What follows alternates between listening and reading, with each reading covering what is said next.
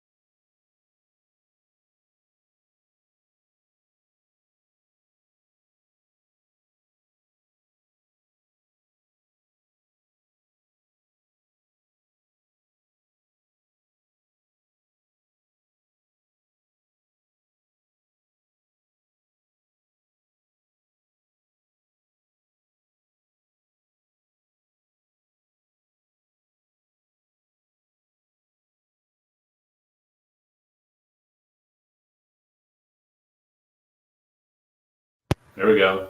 Hey, can you guys hear me now? Maybe the problem was on my end. I was jerking around Bronson. I thought he was jacked up, but it might have been me. Can you guys confirm in chat if you could hear me now? He restarted his computer because we had some problems. But yeah, my bad. Oh, we just got a new bid on the auction. All right, so Bronson's going to resurface here. We got some live action on this baby right here. Here we go. Shit, my bad. You hear me? Can you hear me? I can hear you. Yeah, man. I think it was my fault. I think I had. I don't know if my mic wasn't hooked up or what. I was hearing you, seeing you, so I apologize. No worries, man. Can you hear me loud and clear? I don't know what microphone I'm on.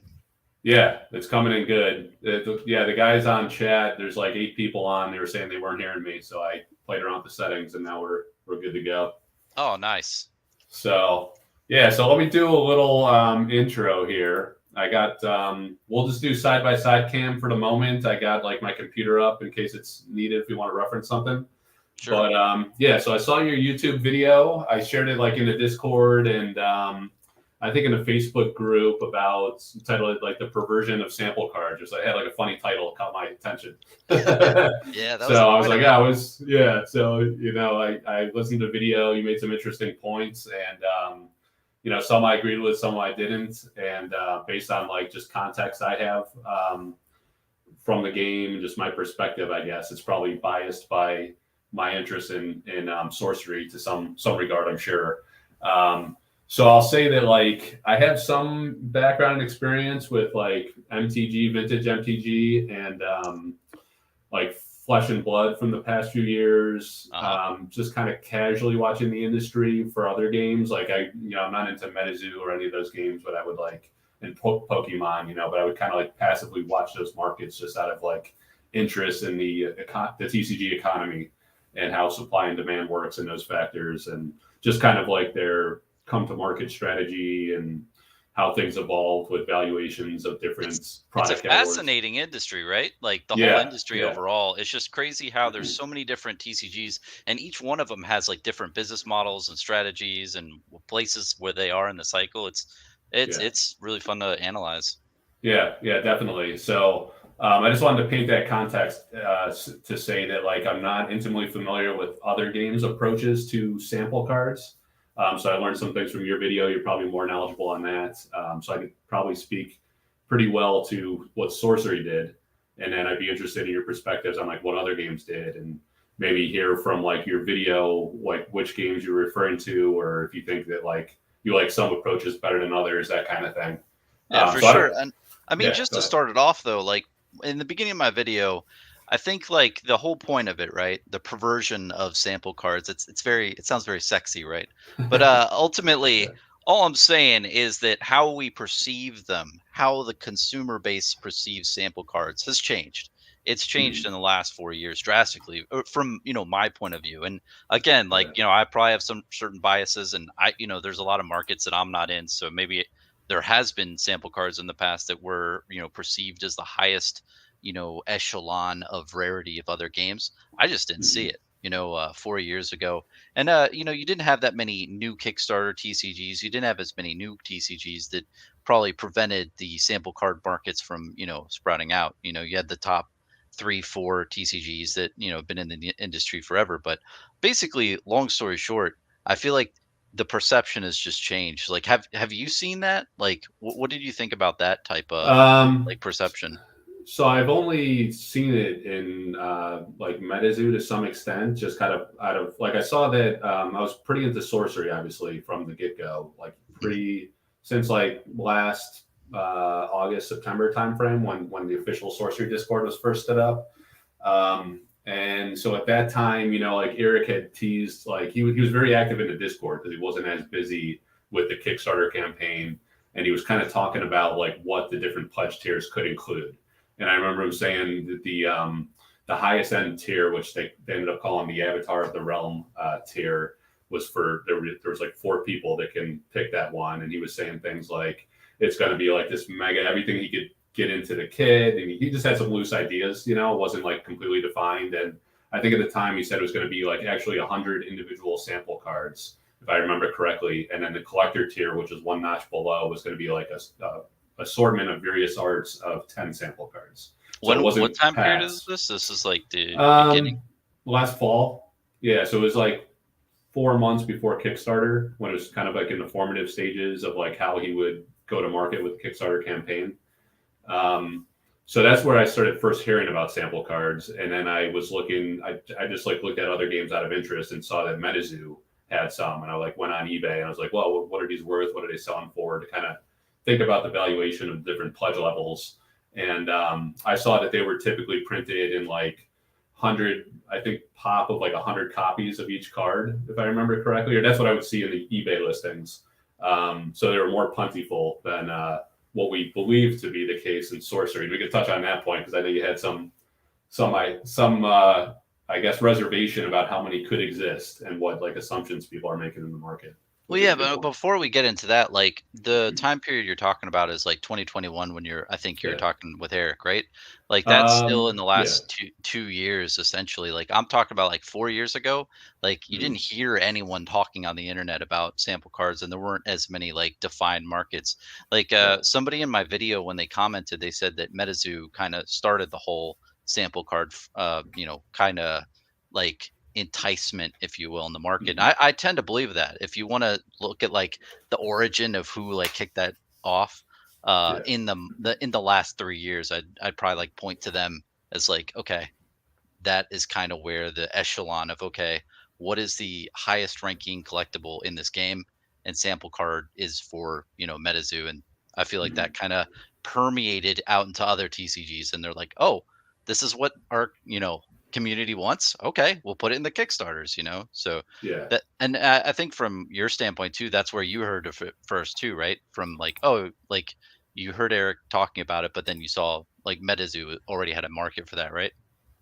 Yeah, pretty much like MetaZoo is the only other game I know of. Like I know Magic had like the Gamma cards, I think they call them, which were whatever they were called. They were like the early, almost. I liken those more to like the print and play cards that Sorcery had, where it was kind of like just the game designers mocking up cards, printing them out and just testing gameplay in the very early days. And Sorcery kind of did that as well too. Like they actually offered print and play files to the community where they could go to their Kinkos or whatever, just print them on their home computers, cut them up, and like play with those cards, which is Hmm. different than you're right. Like so, in a pure sense of perversion, like what you got to start with what is the intent of the card of Yes. sample cards, Yep. which is to test from your manufacturer or maybe several if you haven't decided yet the quality of the cards, and it could be anything from color saturation to um, like the cleanness of the cuts, the rounding of the corners.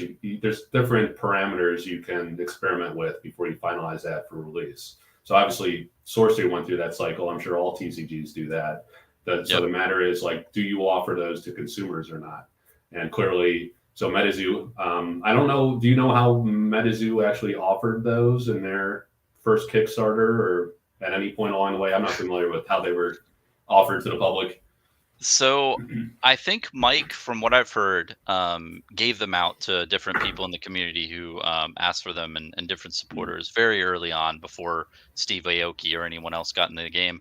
But it's interesting. There's a bunch of comments on the MetaZoo Kickstarter where there's a thing where if you backed at a certain backer level, you could get your own sample card, like printed, whichever one you wanted, and signed by an artist or something.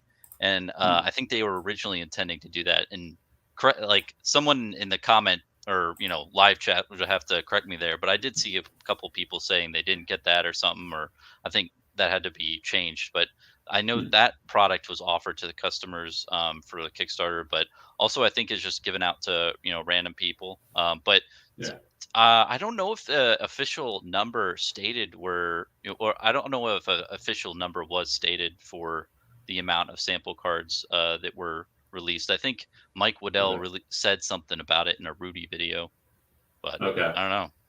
Yeah, That's the I was extent that just I know. yeah, like I say, I was going on eBay and people would say pop 100. So I don't know if they were bullshitting or if there was like some of these were known quantities. Um, so in Sorcery, I think it's been like, so let's just start with like how they were offered, what was offered. So in the Avatar of the Realm pledge, when he actually went to final Kickstarter, there was 4 tiers. The Forest High pledge tiers get 12 packs each, right? So there's 48 packs there. And then there's a collector tier, which is like the next rung. And that was 24 people could pledge for that, and they each get 4 packs. So that's what, 96 packs in total. And then there was a sorcerer tier, I think it was called, where you get a booster box and 1 sample pack per pledge. So there's 100 of those. And that's how they were included in Kickstarter. Beyond that, so I think like you could speculate on why they included those in there. I think it's like you say, it's the highest rung collectible, and that's where like I think that's debatable because I think it is like a very small niche of people that actually care about these, and some people value them very highly. But I think like 95, I'm just throwing out a number, like high 90 percentile really don't care about sample cards. And the people that are going to find out about the game later, I think they will still covet the alpha foils and curio cards and the mainstream alpha release product more so than the samples. They may or may not care about samples. And I know because like the high end collectors, they like the rarest things, right? And the first print of things. I Yeah, think the wouldn't that be people the that are highest into tier? that, yeah. But I think like the people that are into that is like a small percentage of the market segment, is what I would argue. So I think they were included in those highest pledge tiers because of just like because I think those were like marketed to the hardcore collectors. Like you got to think back, like who would pay $10,000 at a Kickstarter or $2,500? It's probably your most hardcore enthusiasts. I mean, and sure, it's going to be like speculators, right? That some people just like top pledge every Kickstarter and hope to flip it. So you get those, but you also get your hardcore collector enthusiasts, and I think those were included because they are. It's also fascinating because the development of the game was like so raw at that point. So there's been tremendous change in actually the fundamental card design, everything from the title to the game mechanic, the flavor text, all the different elements of the card, even the rarity level of many Yeah. of these cards. So I think that's the there's and I don't know if that's true for MetaZoo. I want to say maybe the MetaZoo samples are more representative of the alpha, so you get like a kind of like a true first print in the same design, same everything as the actual mainstream card. Whereas Sorcery, you can have major fundamental differences where these cards aren't playable. They could be fundamentally, dramatically different, I think and some I Metazoo think ones aren't even are going to be in unplayable. alpha. Oh, I'm Oh, sorry. okay. But Yeah, and these are going to be unplayable ultimately yeah, one sec. too. I want to Yeah. get into sorcery, but I All definitely right. I want to just backtrack real quick and just so like the perversion in the industry with sample cards. Essentially, like you were saying, which I was pointing at you because I was like, yep, yep. Like basically, their intent in beginning was just to print them from the manufacturer in a small batch to really test them a little bit and make sure that the Yeah. templating is right and everything like that. Quality control. 4 years ago, that's basically what they were. and they were kind of like a misprint and oddities to collectors, but they weren't really seen as like too desirable from what I've seen in the industry. Yeah. 4 years later, in 2023, well, mainly in 2021 and 2022, a lot of people were just going crazy over sample cards. Like if a Kickstarter has sample cards, investors knew that they made money attendees on MetaZoo and others, so that it enticed them to get into it. It's just Yeah. a cultural shift towards sample cards having monetary value and being very enticable to high end collectors, like you were saying. Like a lot of Hmm. players, they don't really care as much for the higher end cards. They just want to play the game, right? And Right. but they become collectors over time or what have you. You say all these stuff, but anyway, it Hmm. shifted from a random misprint oddities to a high tier collectible. Now the question Yeah. after that is, what are the impacts on each TCG that has sample cards, and is this good or bad? And when I say good and bad, those are very subjective terms, but I'd say like, Mhm. or is this good or not, right? And good is like, well, does this help the game in the long run? What are the long term effects? And that's where I just went off on so many different tangents in my video about just random, all these different, topics, because, there's so many different aspects to that answer that it's unanswerable. I Yeah. can definitely say what I think, in my opinion, but definitely, I think sample cards will work for certain games and won't work for others. And they have to be done in certain ways and given out to the public in different ways that, is conducive to their strategy, I guess. But, at the end of the day, that was just kind of where I left off. Like, I think we can all agree that, and you probably seen it, like sample cards 4 years ago, they weren't here. Like people Yeah. didn't have too much market. Now there is one. And now we can like analyze it, Hmm. right? Yep. No. Okay, Yeah. so my Yeah. I bad. agree. I just wanted to straighten that out first. And in my Yeah. video, I was just saying it in general, like overall Hmm. general in the whole industry. But going into sorcery, so Yeah. Eric back in, was it March 2022, started the Kickstarter and got fully Yeah. funded. Roughly around then. Yep. Okay, has he Yeah. stated so for sample cards for sorcery? Um, the biggest question I've honestly had and I think other people in the community might have had is how many are out there. And I don't Hmm. know, and here's where we get this weird type of scenario where, they are samples, so you could print a bunch of them and it's okay because Hmm. you just play testing stuff. Yeah. But if unless the creator has said like, hey, we only printed a certain amount, like have you heard of back alley mages? No. They recently released their product, and they say our sample packs are 1 out of 750. So I thought that was kind of cool. Hmm. It like said the total amount, but I Yep. mean, what are your thoughts on like the outstanding samples? And do you think there more that got printed that weren't released to the states, or just do you think Um. it's relatively Yeah. I mean, low? I think it's probably so. You got to look at the fundamental use case of sample cards, and the company printed them. The fundamental purpose to print them is to test the quality of the card with your printer. So yes, of course, the company printed some unknown amount that they kept within the company. Who knows what they did with them? I don't think they mass printed them. So there's been some anecdotal information and like statements in the Discord, and I could call them up or just read them off to you. Basically, I went like researching this because like I remember like in the past few months there's been some talk of this because everyone was like, oh, I want to get my sample cards graded, and that's where you start getting into like plussing up your valuation, trying to high grade them and flip on the market and stuff like that, right? Oh, for So sure. then, so some like one of the company employees, I won't say who, but someone working on the team, um, basically said that there is not enough sample cards to establish a grading basis. And I know they were looking into eventually, offering grading or talking to BGS and PSA and the major players to figure out like what it takes to get their game gradable with them, right? Hmm. And they said it's like a case of cards established as a baseline. So in this game, in Sorcery, a case would be like 6 boxes. Um, so the company made statements saying they don't think there's even enough to establish a grading baseline, which is kind of anecdotal information to say that like there's probably not even like 6 boxes worth of sample cards out there to do that. They also said that I think the way they worded it is like any of the cards you've seen open publicly is pretty much what's out there. And so we know, again, from statements in Discord and also YouTube events, there were 4. So this is where I get back to the fundamental use case. One is to test the printer. The other was to get it out to social media influencers, YouTuber types, to demonstrate the product on stream.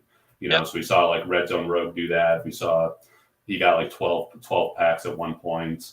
There was like a live event with one of the company employees in Red Zone Rogue yet again, where they actually opened pre-con deck sample packs. So there's like booster box sample packs, and then like the pre-con decks samples, which is kind of like a learn to play type product. And then there was like 4 other.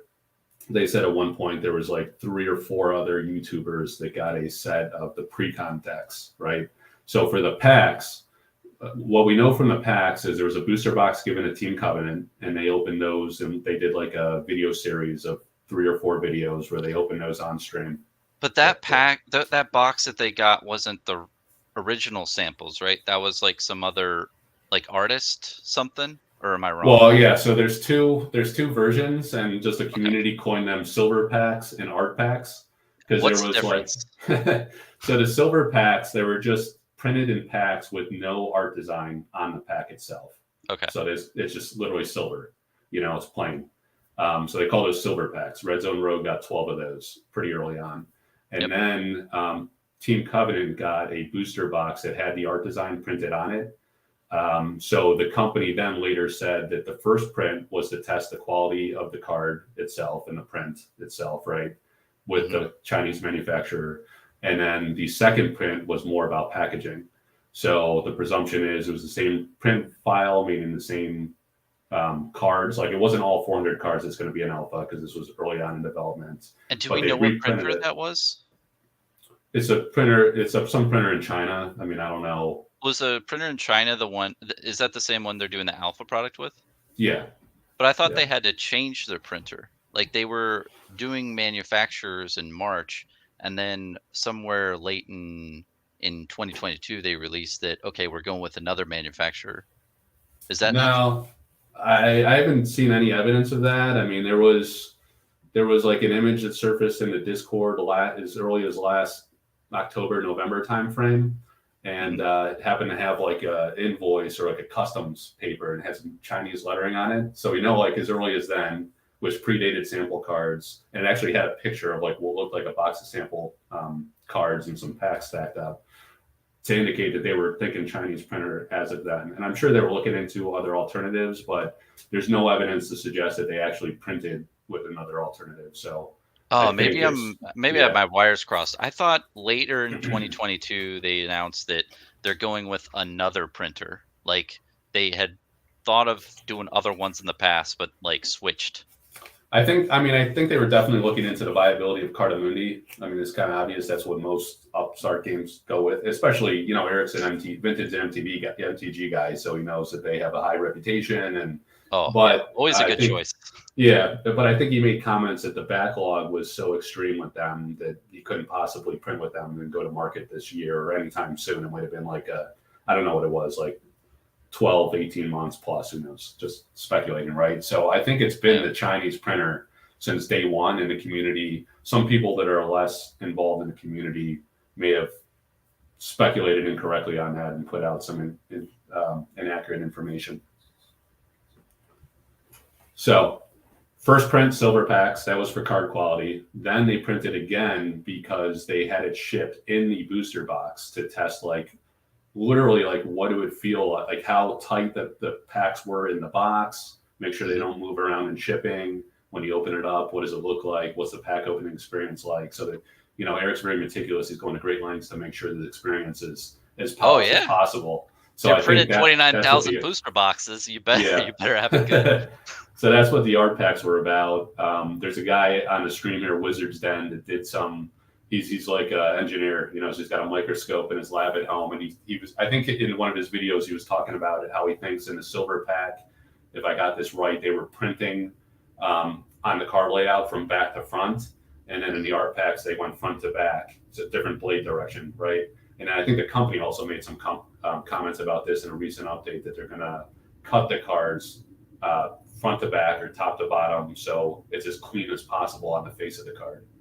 Gotcha. So that might be a little nuance. I mean, long story short, I think they essentially said that the silver and the art packs are the same.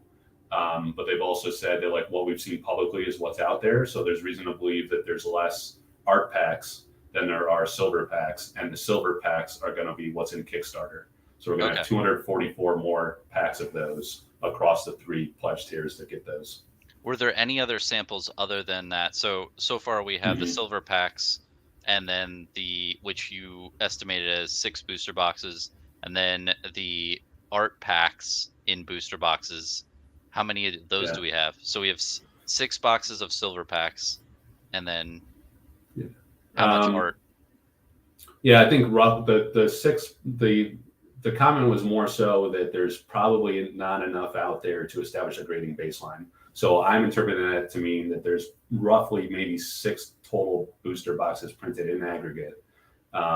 So that's just to say that I don't think Eric has like a closet full of like 10 cases of sample packs. And I know like they did not publicly disseminate more than the 4 sets of precons, the 1 set of precons that they opened on stream and they ended up actually giving away to community members, like in lots of like 7 cards, single cards, right?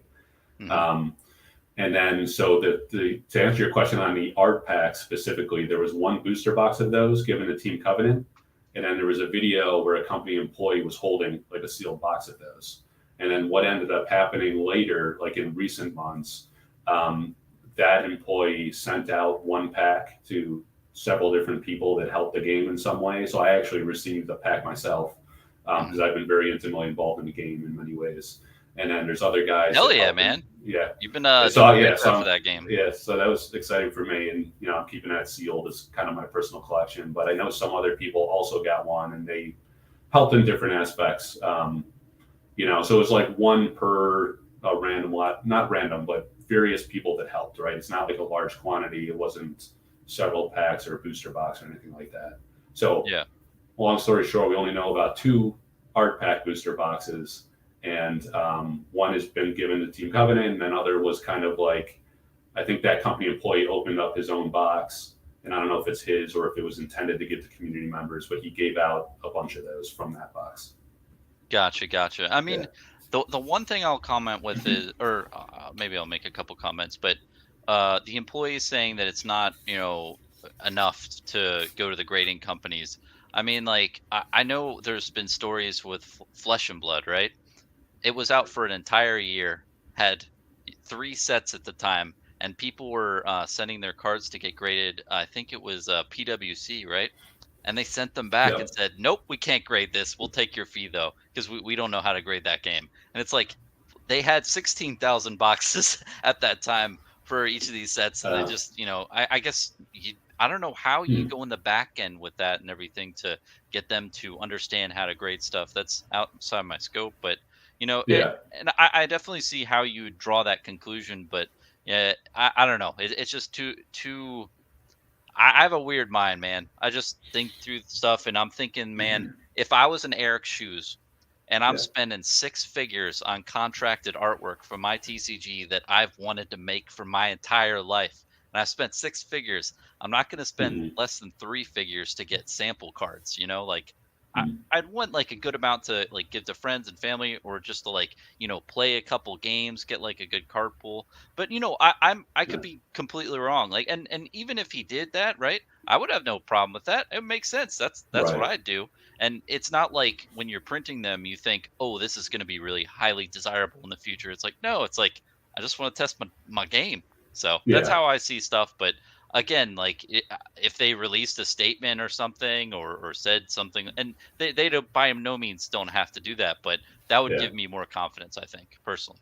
Yeah, that's fair. So, but like, so let's say they had a few more cases that they use for test purposes or gameplay, purposes. Do you think that's significant to the valuation on the public market? I mean, to me, I would think that is low probability to ever see the public market. And even if it did, like really in the grand scheme of things, if we saw, let's call it 6 cases, we thought there was 1 case, but it's really 6 to 10. Does that really matter? I mean, I don't think it's that relevant regardless. The only time it becomes relevant is if they didn't print based off of rarity. I think I remember in the Team Covenant stream them saying like the rarity distribution isn't what is going to be in the final product, and that was probably just like a disclaimer. But Yeah. like if they like let's say they printed just like one of each card, like or like let's say they printed 20 of each card and they put them in all the booster boxes, and they probably didn't. I think you did some math where you like looked at the rarity distribution. It looked like for Red Zone Rogue he Yeah. was getting like a good rarity distribution. But if they did something Yeah. like that, you could have an abnormal amount of like the higher tier cards versus the lower tier cards. But Yeah. yeah, it just depends what how much, I guess. But if it's a Mhm. couple more cases, I can't see that materially infecting or affecting the market. You might have some Yeah. collectors who had previously purchased speculating, and then like, oh, my 1 of 10 is really a 1 of 20, but Mhm. maybe that's not too much of a bother. I mean, if Yeah. sorcery goes to the moon over the next 5 years, I don't think they'd care. But Yeah. Right. it's still Well, too close to call, in my opinion.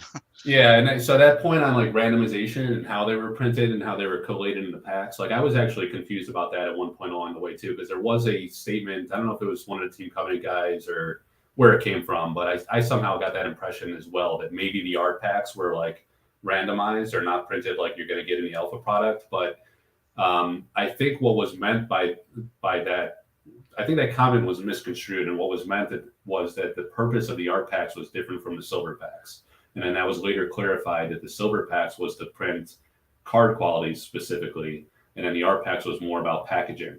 So I don't think there was like a randomization difference or anything like that. And the evidence of what we've seen open on stream and like in some of actually Ted's Basement YouTube channel opened up a pack recently, and so did this guy Chase that did the like a promo video. He's like really great at video editing, so he did like a Q&A event early on with Simon from the company, and then he did a video. But those two guys opened one pack. Team Covenant opened the whole box of the art packs, and they were all exactly like the distribution we expect in Alpha, where you get 3 exceptionals, and then there's like a elite or a unique slot, and then there's 11 ordinary cards and 15 cards in total. Gotcha.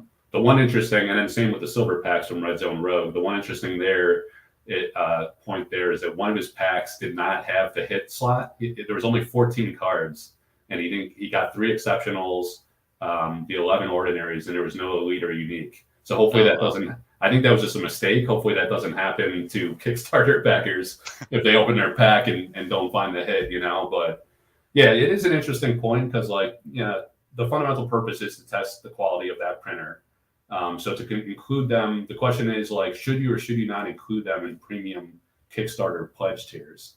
And I don't think the company has like said to me privately and the others, some of the employees and things, they never expected sample cards to blow up like this and Yeah. be worth a ton, and maybe that was naive of them because like if you insert something rare in your highest pledge tiers, that's going to establish a premium, I think, just in the nature of today's TCG economy, Well, right? especially with all the other precedents that were set with all the other TCGs, and Yeah. especially MetaZoo as well as the poster child for it. It's like Hmm. it kind of does, lead into that. But I Yeah. could see like anyone, like you put a thing on Kickstarter and you don't know if it's going to be fully funded. Yep. Yeah. So if you take that at face value and it wasn't about, I think you made a point in your video that, well, part of it is like, I think you tried to cram a lot into the top tiers to make them valuable and justifiable. Spend $10,000 in the very top pledge and then 2,500 in the next tier. So Mm. that was an inclusion. I don't think that like when he priced out the individual components, I mean, the top tier had one of the elemental avatar paintings, which is like a larger oil painting by one of the top artists that did a lot of the premium cards. And Hmm. then the collector tier had like smaller artwork. So is that you got like a few cases of cards, a full set of artist proof cards and things, and the sample cards were like another. I genuinely think that they, again, maybe naively, but kind of innocently, threw those sample cards in, not expecting them to be like the top high end collectible. And then Simon was like doubling down on that in the Discord and saying like, and this is like when sample cards really started blowing up. They're like, we want alpha to be the coveted collectible. I mean, the cat's out of the bag at that point. But long story short, my point is, I think they had genuine intent that that would be a desirable collectible item for like true passionate collectors that wanted that piece of early development history.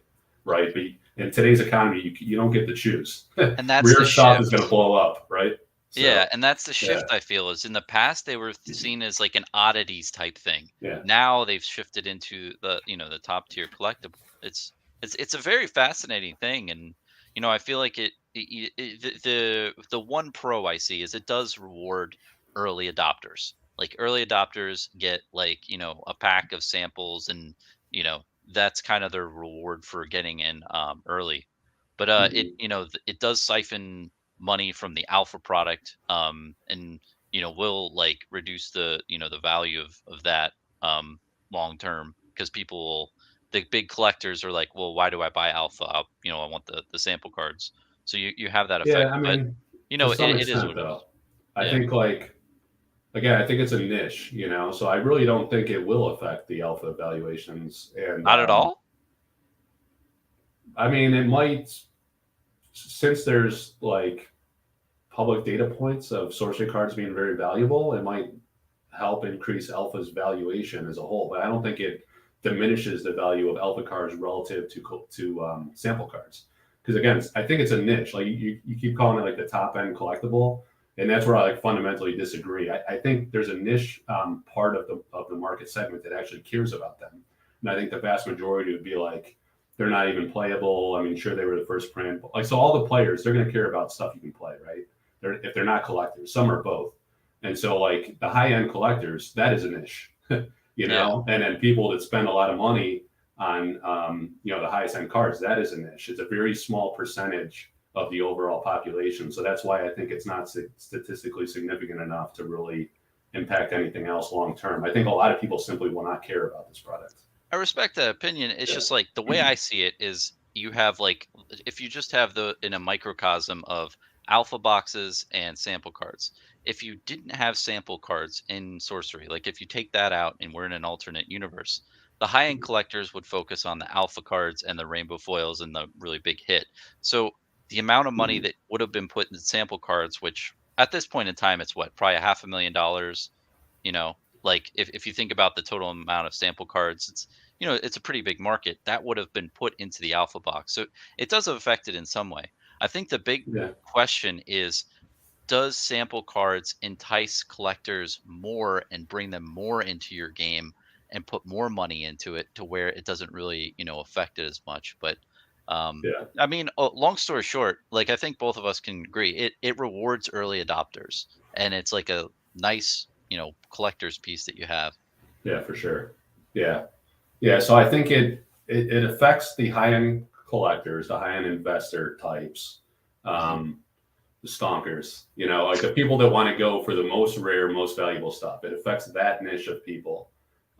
So yeah, I would agree. Like it could potentially divert money from alpha from Hmm. those people that might want to go get the sample cards instead. But I think the people that spend like that, um, they have the financial means to still buy both. I don't think it. And again, like how much overall in the big picture does that niche of the high end big spenders really affect the grand scheme of things? I think it affects them and their choices, but it's not going to affect your average person, which is the vast majority of your market base.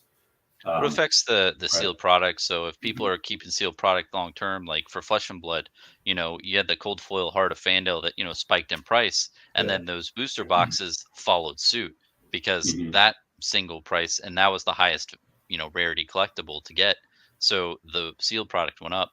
But if sample cards go up, the Yeah. alpha boxes don't go up as much. And this is nitty gritty, and just a lot of just mind thinking, but it's not Mhm. reality. Like Yeah. again, like we'll need to see how it all materializes in the next 3 to 6 months. I mean, sorcery is going to have Yeah. an interesting road soon. Yeah. Excuse me. Yeah. I think there's still like a lot of desirable chase in the alpha product itself. So like there's going to be, and this is like a sad day for me. Let me get a drink here. Yeah, you're good. I'm getting over a Yeah, and cold, so my throat's dry. But oh, hope you get over it Eric, soon, man. so Eric one day announced.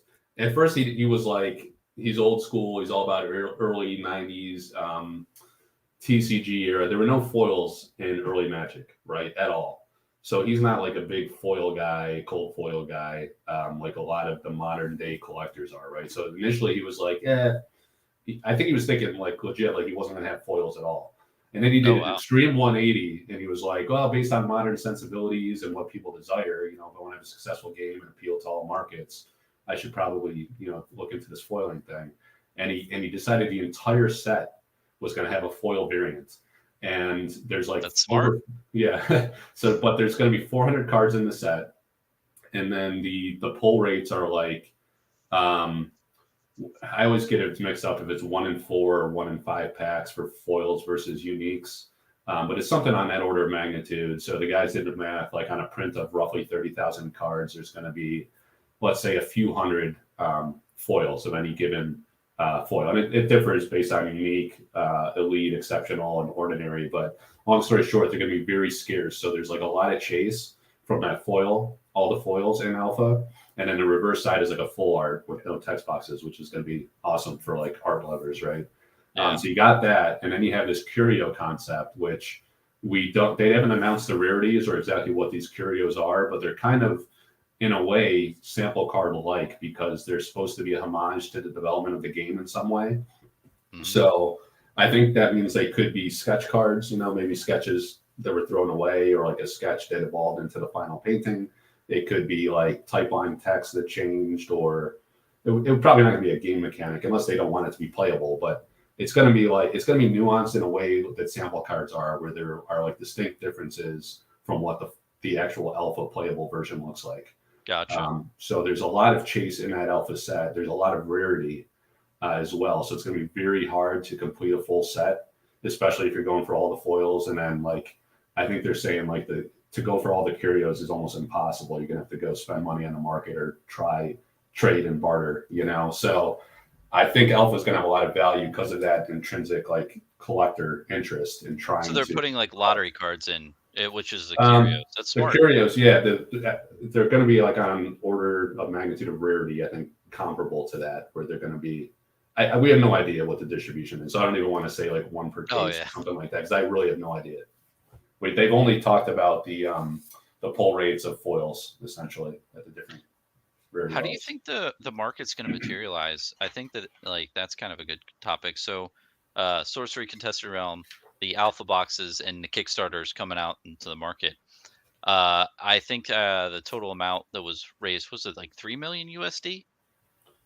Yes, it's a little confusing because it was in New Zealand dollars, so it has to do with currency valuations and stuff. So let's call it 3 to 4 million, somewhere in that range. Oh wow! And so huge. A really big factor in this as well, and Flesh and Blood MetaZoo had this factor, is the Rudy hype train. So you've got like a really good portion of the people involved that are like Rudy fans, which I am, but what do you think the impact is going to be, since the purchases were mainly in early 2022, the market's simmered down in the TCG realm? When all that product comes to market at the same time, of course, I think that people are going to misconstrue things as not normal, but TCG single prices always decrease the first 3 weeks it comes out. You go from no supply to a ton of supply, and so the price dips from that. How do you see things leveling out and playing out? Do you think tons of this product is going to come to market, or do you think a lot of it's going to be open and sold as singles? What are you thinking on that point? I think there's always a lot of speculators in an alpha release of any product, especially in light of recent events in the whole TCG industry and as a whole, but also the success of Flesh and Blood. And then MetaZoo had its kind of stonker period, again, use that term.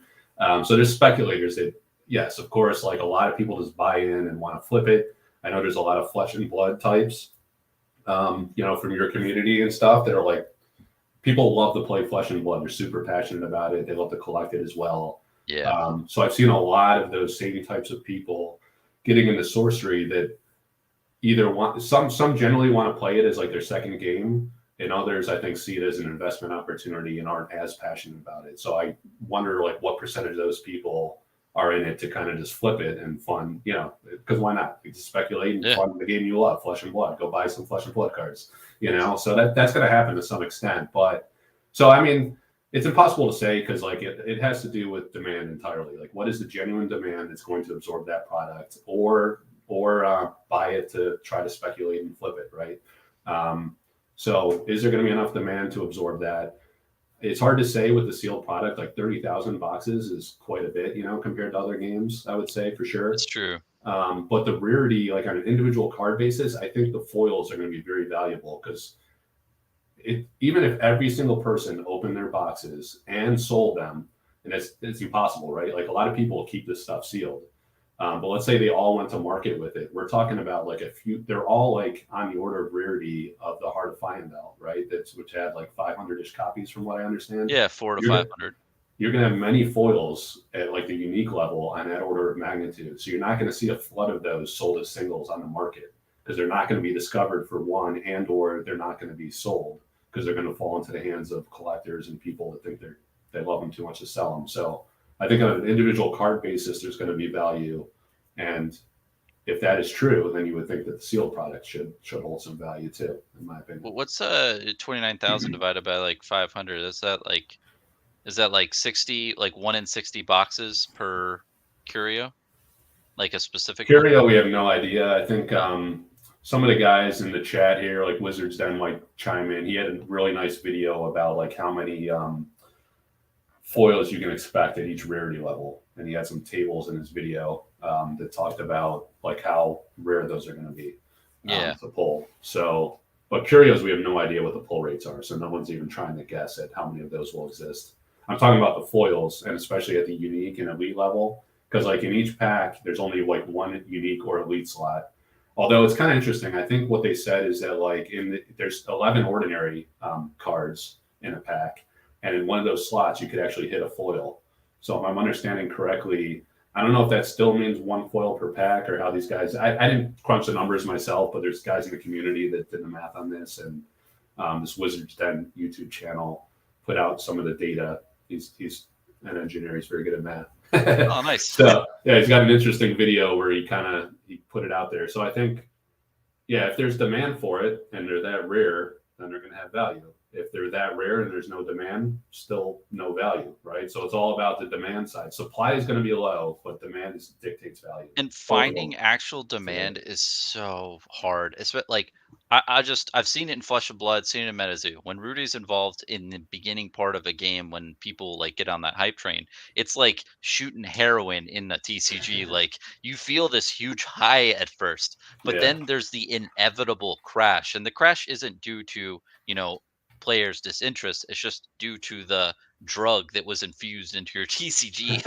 at the beginning to get people Yeah. up. And I think with Sorcery with the Kickstarter, Rudy, I believe, made a video about it mid Kickstarter, which got a lot of people on. And I think it's good that he's announced that, okay, I'm interested in this game. I smell money here. I think I can make Yeah. some money with this. But just seeing how it's going to materialize over the next 6 months is interesting. I'll be fully transparent. Like I am on the $750 tier. I'm personally trying to I'm gonna collect an entire set of like just the normal cards of the alpha. I'm gonna try Yeah. to do that. We'll see what happens. I got one of the sorcery binders. And I thought that was very smart that Eric did that, is he made like the sorcery binder that you could buy. I Mhm. love like set collecting. So I'm gonna do that, and then I'm gonna try to, sell a bunch of the maybe sealed boxes or other cards that I don't need onto the open market Yeah. and try to at least recover my investment and get a free binder of cards. And I've Mhm. done that in several other TCGs. It's like, hey, I think that this is a good opportunity.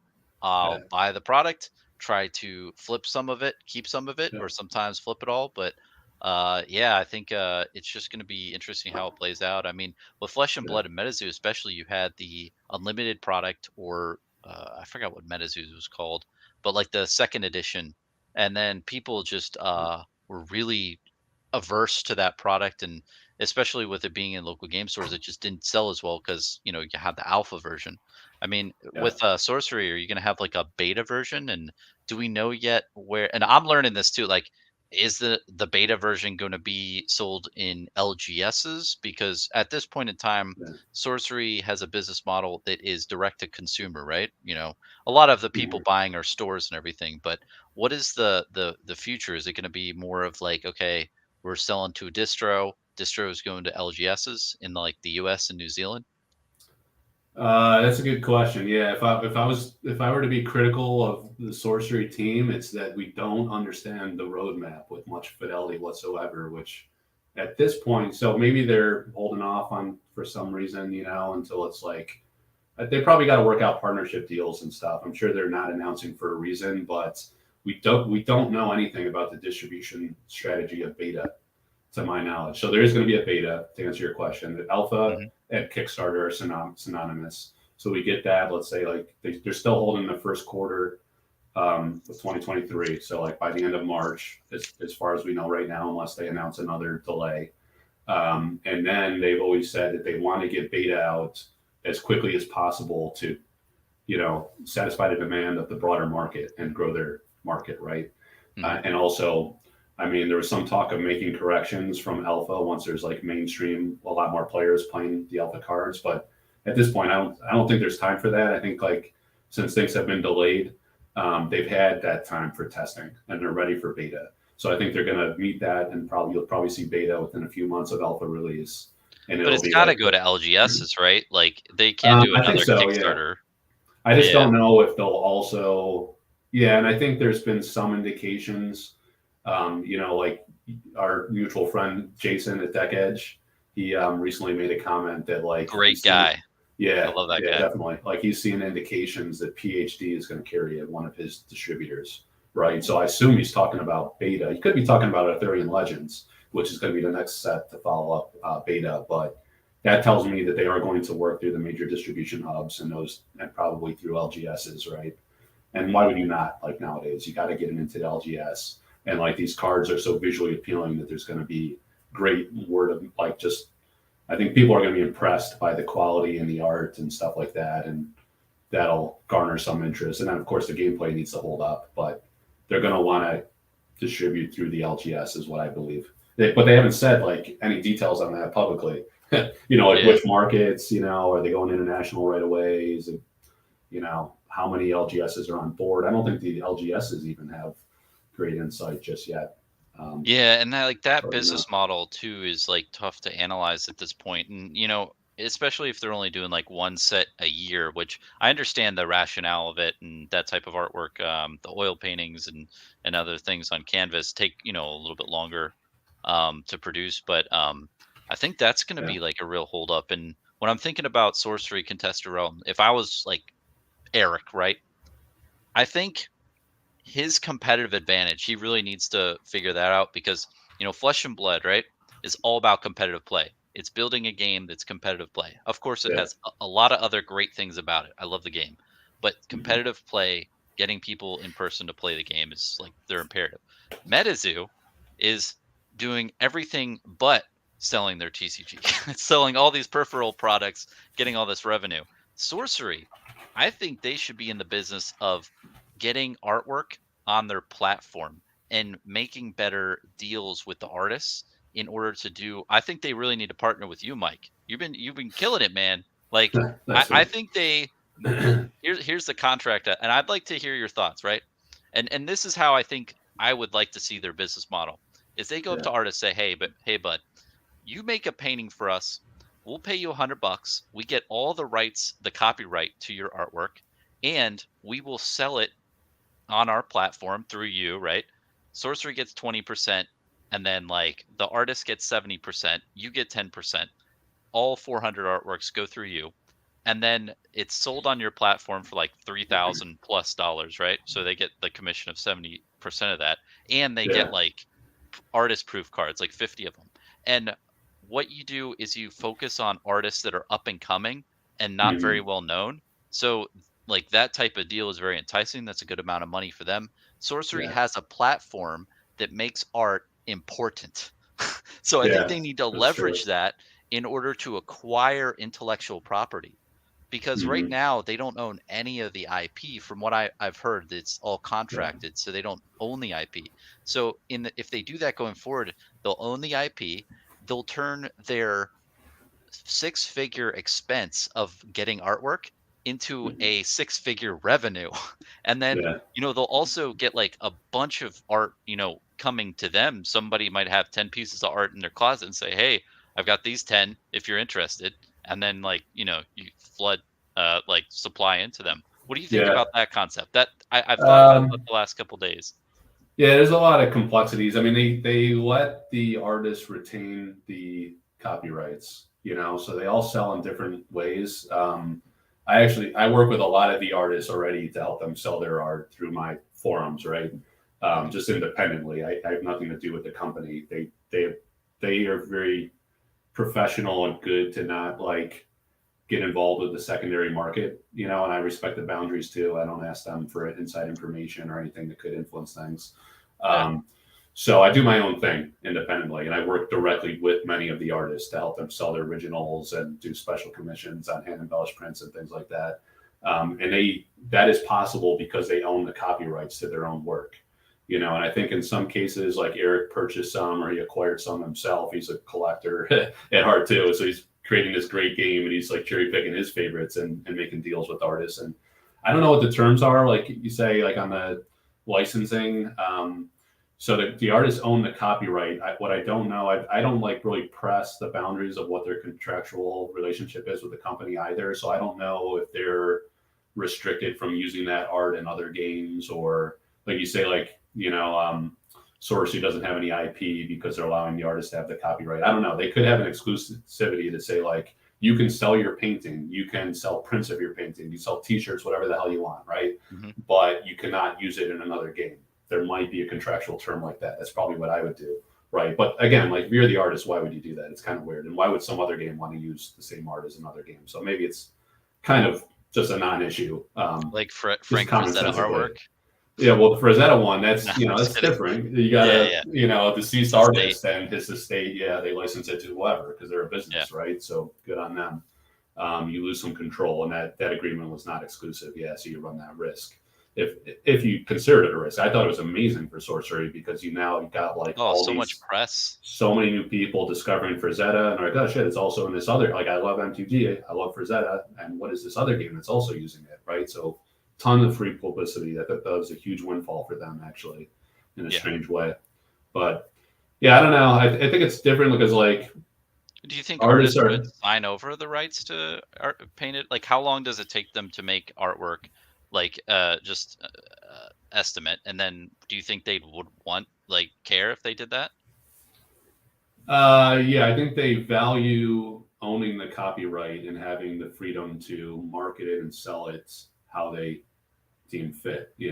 Like if they were forced to like do it through the company, I think that's disadvantage. It's not advantageous to the artist. And there's a lot of different personalities too, right? Like some are very business savvy, others are not. So yeah, it might appeal to like a young up and comer artist that's not like business savvy and that's convenient. They can make a quick sale. They can make a few $1,000s. That's great, probably more than they would usually make outside of like a TCG.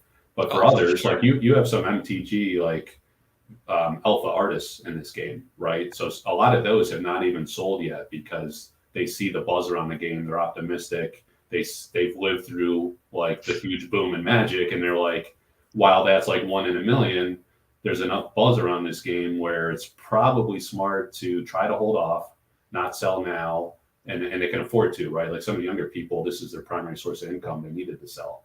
But like maybe a more established artist, they already have a premium value on their work. They already have like a built-in customer base, and they know this game is definitely going to grow. Like it's easy to forget that we're pre-alpha. So many people don't even know this game exists still, and Rudy doesn't cover it, and he said he's not going to until it comes out. So I really think he's going to blow the doors off like after release, do a couple openings, and like a ton more people. Like how many people really saw his video from a year ago? He did like one or two videos. He did the Frazetta announcement essentially, and then he really didn't touch it that much since then. So if he starts doing some pack openings and stuff, that's going to expose a whole new market. And then through like the just like networking effect, I think it's really going to snowball. And then when it shows up in LGSs and the art looks beautiful and the cards look great, that's going to raise Yeah. eyebrows. And then that's a better time to sell art, right? Like when things are hot and more people, there's more buyers. It's just a larger Sell when market, it's more demand. high and buy when it's low. Yep. It's Well, a but I function of like, market size too. You know, the yeah, market's going to grow. So yeah. Going back to, though, like, I think what Sorcery does great though is they put artists on pedestals and put it into a global space, right?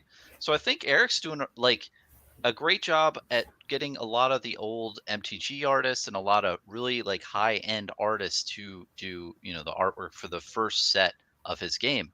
But now he yeah. has a platform. I think capitalizing on that platform is imperative because in 10 years, you have to ask, okay, where do they want to be in 10 years? Do they not want to be able to like, print play mats with previous, sets of, cards because they don't own the IP anymore? Maybe like in 10 years, if they don't have any IP, it's just an amortizing intangible asset on their books instead of a like, okay, this is like a premium asset that we have that's perpetual. And they could Mhm. even, sell any of those, down the line, or when the business does, if he does want to sell the business in the future, at least he has the plethora of IP, like Flesh and Blood. Yeah. I think people don't realize what they're doing, like that they're doing part of that is they own all the artwork. So out of 8 sets, they own like thousands of images of their brand and they're just building it over time, I think. And for Sorcery, like they're all about artwork. Like that's one of the biggest, things that the game really promotes. So Yeah. trying to get up more of that. And I know what you're saying though. Like a lot of artists may be business savvy, so they want to do the business end too, and they don't need Sorcery. But I think Sorcery is just a great marketing tool and platform to get like artists that might not have as much outreach and stuff to sell their paintings. But yeah, So that's yeah, just how there's I see there's it. definitely pros and cons. I think you would also have artists that would not do this project if they did not get to keep their copyright, That's because fair. that is extremely valuable to the artist. You know, and also I think the company isn't completely forfeiting our IP. I mean, they are printing playmats, and they were using like the pack art design is the design you see on the binder that they're selling with Kickstarter. So Oh, that of is course, but that is actually an original painting. it's a So time they period. yeah, I don't know what the terms are. Like, clearly, they I have don't the know. rights right now to print that artist's work, even though that artist owns the copyright. Yeah, I'm just saying, like, maybe there is a clause in the contract that says, like, hey, for the next 5 or 10 years, we can also, you have the copyright, you can do whatever you want with it, but we also reserve the right to do it. And that's what they did with the Alpha. They have playmats that have the Alpha logo on it, so you know it's from the Kickstarter, it's from the company.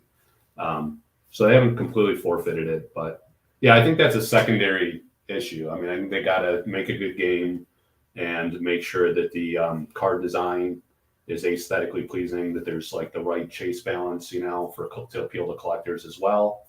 And that's first and foremost and fundamental, and using top artists, and that it's like this is the only game that does 100% traditional painting that I know of. I don't think that's happened since early Magic.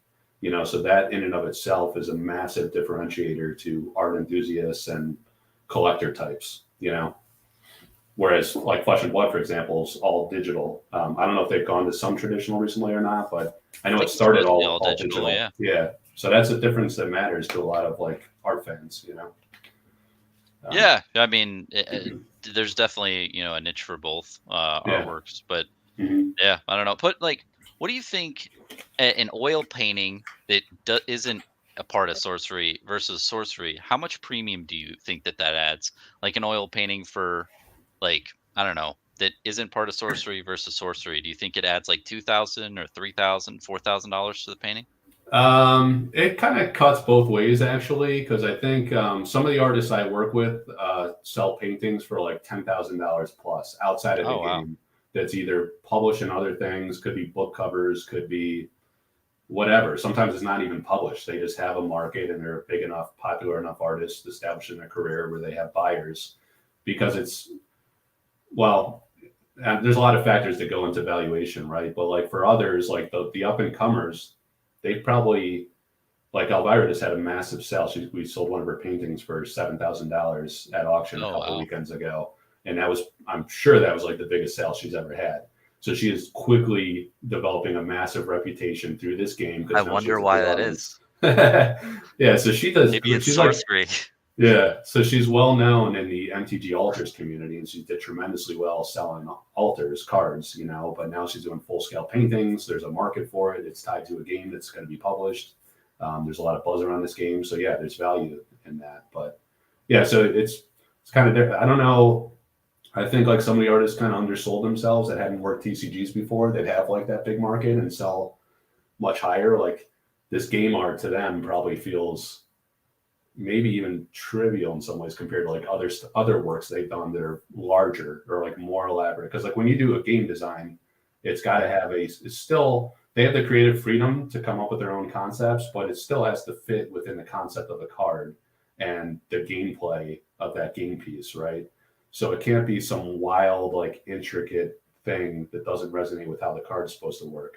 So they might be forced into more of a simplistic concept. And I think that's happened. Like Severin is one of the artists I work with in France, and she had some paintings she was selling for like, what was it, like $500? And I was like, why? And she was like, I sold another for $10,000 this year that was not in the game. And she was like, I just didn't think it was. She didn't personally value it that much because she didn't think it was like a very detailed, intricate piece of art like some of her other With the works. $500 pieces. Yeah, but like I'm sure someone would pay a few $1,000s for that easily because it's tied to the game, and that's just like naivete. This is like early on. She hadn't really worked with the TCG before. She didn't really know her value and like what value a game could create. So I think that's now shifted and like and the market's grown and people are paying higher premiums for these artworks, and they're more and more scarce. You know, a lot have been sold already, so some are resales and things. So supply and demand, market's growing, and it's a unique opportunity to get hand painted art. You can really only find that in Magic, I think, because MetaZoo and I don't know what MetaZoo does. Flesh and Blood's mostly digital, like we said. You can't go buy a painting. You get print, but it's different. So yeah. Yeah, and what do you think about the whole like expenses? So didn't Eric have to pay like six figures? I think you said in a video for like the expense for all of the 400 pieces of artwork, and when you yeah. try to scale that every year, do you think that's going to be? Do you think it's a larger expense than other TCGs? And do you Oh think yeah. having one set a year is going to be tough with that? Yeah, I think that the one set a year is a risk. Like it's unconventional, right? So it's one of those things we don't know how it's going to play out, and we don't know. Like it was just announced, this guy Ed Beard Jr., who was like another early. He's much more than Magic, so I hate to like pigeonhole people as like a Magic artist because he hasn't done Magic in 18 years, and now he's like a big time like airbrush artist. He paints cars and trucks and vans and things, and he's like pretty famous and like does extremely well in that industry. But point being, like that, it was just announced that he's doing a mini set. So what does that mean? Is that like a set within a larger set, or is there going to be a interim set between these 1 year releases that's designed to retain player interest or like shake up the meta a little bit or something like that? We don't know. Like they haven't said specifically. They just came out and said like, hey, I was commissioned to do 10 artworks for Sorcery. It's a mini set. And like, so people's like minds are racing. Like, what the hell does that mean, mini set? So that 1 year, I think it's like, to me, like I would say it's not completely written in stone. It's somewhat a function of having to commission the art. But Is it like a supplemental set, you think? So you have a core set and supplemental? Yeah. I think that's a possibility. But it could be a set within Arthurian Legends or something. We don't know. But I think like what I'm getting at is right now it's one per year by necessity, I think, as a function of the lead time for paintings plus the size of the team, right? They have a very small team. They can't design sets every 3 months. Now they can, if they're successful in this first year or two, they can expand the team and accelerate game development. There's also logistics. They got to figure out how to work with their Chinese printers, see what their capacity is, and see if they can, logistically deliver that quickly. And that takes people and resources, So I think they're just not postured to do it right now, but I don't think the door's closed on that. I could totally see them accelerating the cycle in the future, potentially, if it doesn't resonate. Because it is a risk. Like, will people get bored once a year? Possibly. Will other collectors like it because they don't have to spend money every 3 months and they can take their time getting a set, So pros and cons. Yeah. Oh, for sure. Yeah. It's just it does seem like a risk, and that's why if like Mhm. I would definitely want to reduce that as much as possible, especially with the contracting. Get artists that aren't, as well known who want a Yeah. platform. Sorcery is that platform. You want some Yeah. quick, nice money? Here you go. Like, we'll help you auction off your thing. We'll do it. You worry about making art. We'll worry about selling your painting and getting it out there so people have an interest and know who you are. Like, and like what you do on your site, it's nice. It's like you're adding voice to the artwork and Yeah. explaining like what it's all about. So Yep. yeah. Yeah, I don't think there's any shortage of artists out there, and he has a very like diverse mix. So while some of these are like MTG legends, right? There's others that almost all of us have never heard of before, and I think it's people that have done like heavy metal album covers. We know that's true. So like some of those are pretty well known, like Dan Seagrave. But there's others that I think like Eric literally found on ArtStation, just kind of like surfing around. If he liked the art and it resonated with him, he contacted that person. Or like, we got the MTG altars scene, Elvira Shakarova, Kyle Calzans, and Marta Molina all did altars for Magic. And like Eric's into vintage Magic and doing custom card design and stuff, so he knew who they were and commissioned them. Right. So he can, yeah, I think he has like a mix of younger talent and like more experienced, and he's just going with like what resonates with the style he's looking for.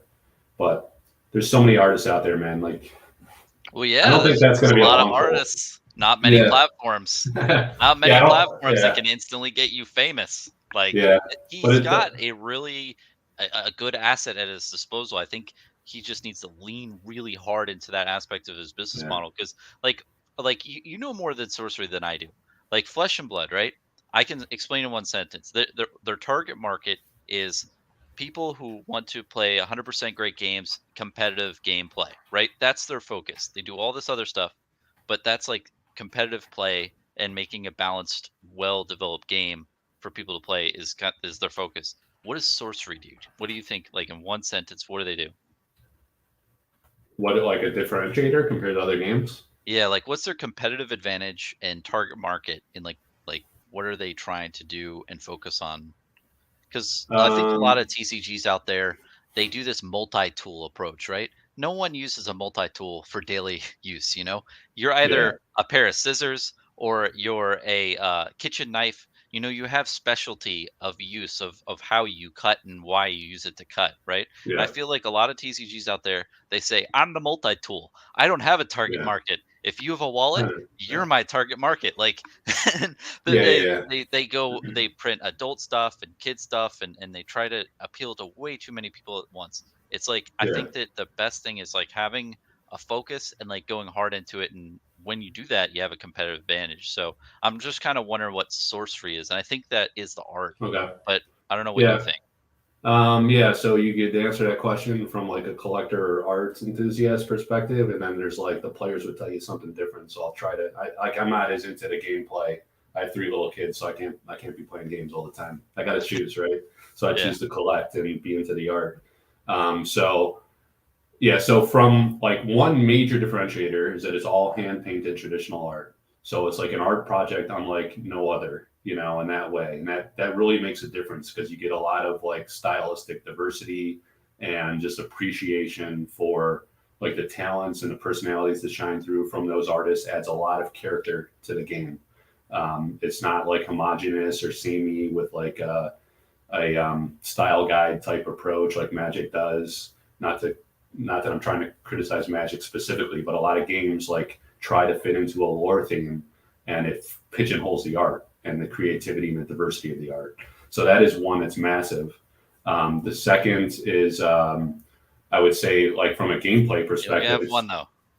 one. Like, Well, that's the collector. From the gameplay, it's massively fundamentally different from a lot of TCGs with the grid-based concept. And yeah, there are other grid-based games, but I think like so I don't play myself, but I know enough players from around the community, even like competitive fab players that say there's one guy that's like all in on sorcery now, and he still loves and plays fab competitively, but he like says this is legitimately like his favorite game to play right now because it's so fun, and it's well designed, and like the use of the grid is very creative. Captures his interest. So I think it checks both boxes. People always want to say the art, and I'm just trying to like make sure people understand it's not all about the art. I think they put serious thought and investment into the gameplay aspect as well, and Well, and Flesh that's and Blood important. isn't all about just the gameplay. You know, they have other Yeah, things too. Like you can use a chef's knife to cut your hair. You can use scissors to cut carrots. But like, I think that doing one thing and focusing on like personally, that's what I think, and that's why I think Eric should really yeah, focus in on the like art and like that as a platform. I think if he yeah, tries to compete on gaining market share through player base, I don't yeah. know if that's a good strategy. It may be. I don't know what the gameplay is like. I've never played the game, but like uh yeah, I don't know. That's how I see it. It's hand painted art is the big differentiator, and then it appeals like stylistically to like early '90s vintage Magic sensibilities, in this in the art styling and in like some of the things they're trying to accomplish. Like with those curios, we don't know what they are, right? You can't go on the internet and find a set list for this game. You got to open the packs and find it. And like people are going to find it eventually, and they're going to go put it on the internet and show it on my Facebook group or wherever else in the Discords. It's going to get out there, but they're so rare that you got to open packs to discover them. Just like in early '90s, you couldn't go on the internet. It didn't Yeah. exist. And you could get like Scry magazine and things like that after a few years, and you find set lists and things. But that's a pretty brilliant way to capture that vibe of that era. Do you think it'll be a more competitive or casual experience? It looks like a casual experience, Um, storytelling from what I've heard from Team Covenant. yeah, and like I think it's getting that stigma because they call it a boutique game, and they haven't announced anything in terms of like a competitive play strategy whatsoever.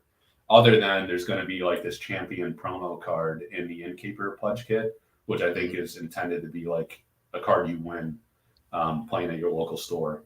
But I don't know. From the players, I've heard that there is, and the company has said too, that is something they could turn on and go pursue in the future. But for starters, it's supposed to be more of a casual experience. I think tabletop. There's not an infrastructure or like definitized plan to really make it super competitive in the near term. Yeah, I would definitely mark it as a casual, like storytelling, like an EDH type thing. Get your friends over, have a couple beers, Yeah, admire the art. yeah, but it's just that I just want to be clear that it's not like that's not to say that the game is not like very complex and strategic. Not that it's like hard to learn, but I think there's a lot of like depth to the gameplay, just with the mechanics and there's submerge effects where you can go under cards or drag them down and like voids you gotta traverse and stuff. So there's some interesting things and just the way you have to like strategically manipulate your game pieces around the board state and move your avatar and things like that, like win conditions for the game. It's not just like a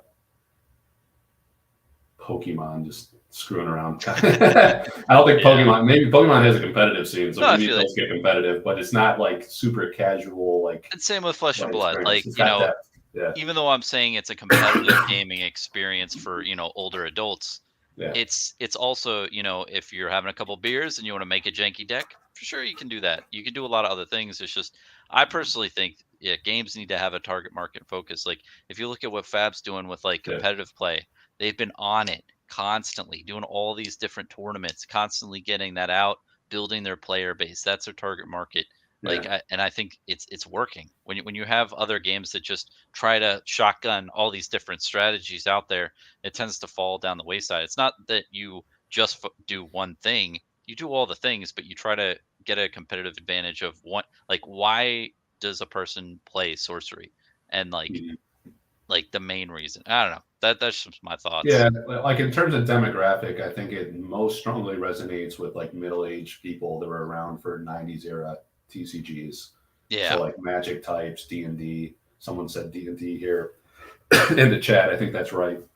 And Eric's kind of said that too. Like he's like 42 or something like that, right?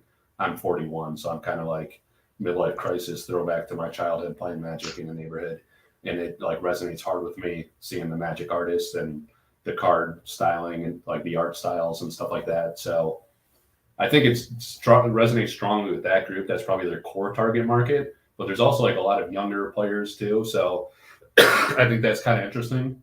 It'd be a good question for them, like what appeals to them about it, compared to like other alternatives on the market right now. I'm not sure. Yeah, yeah. I don't know.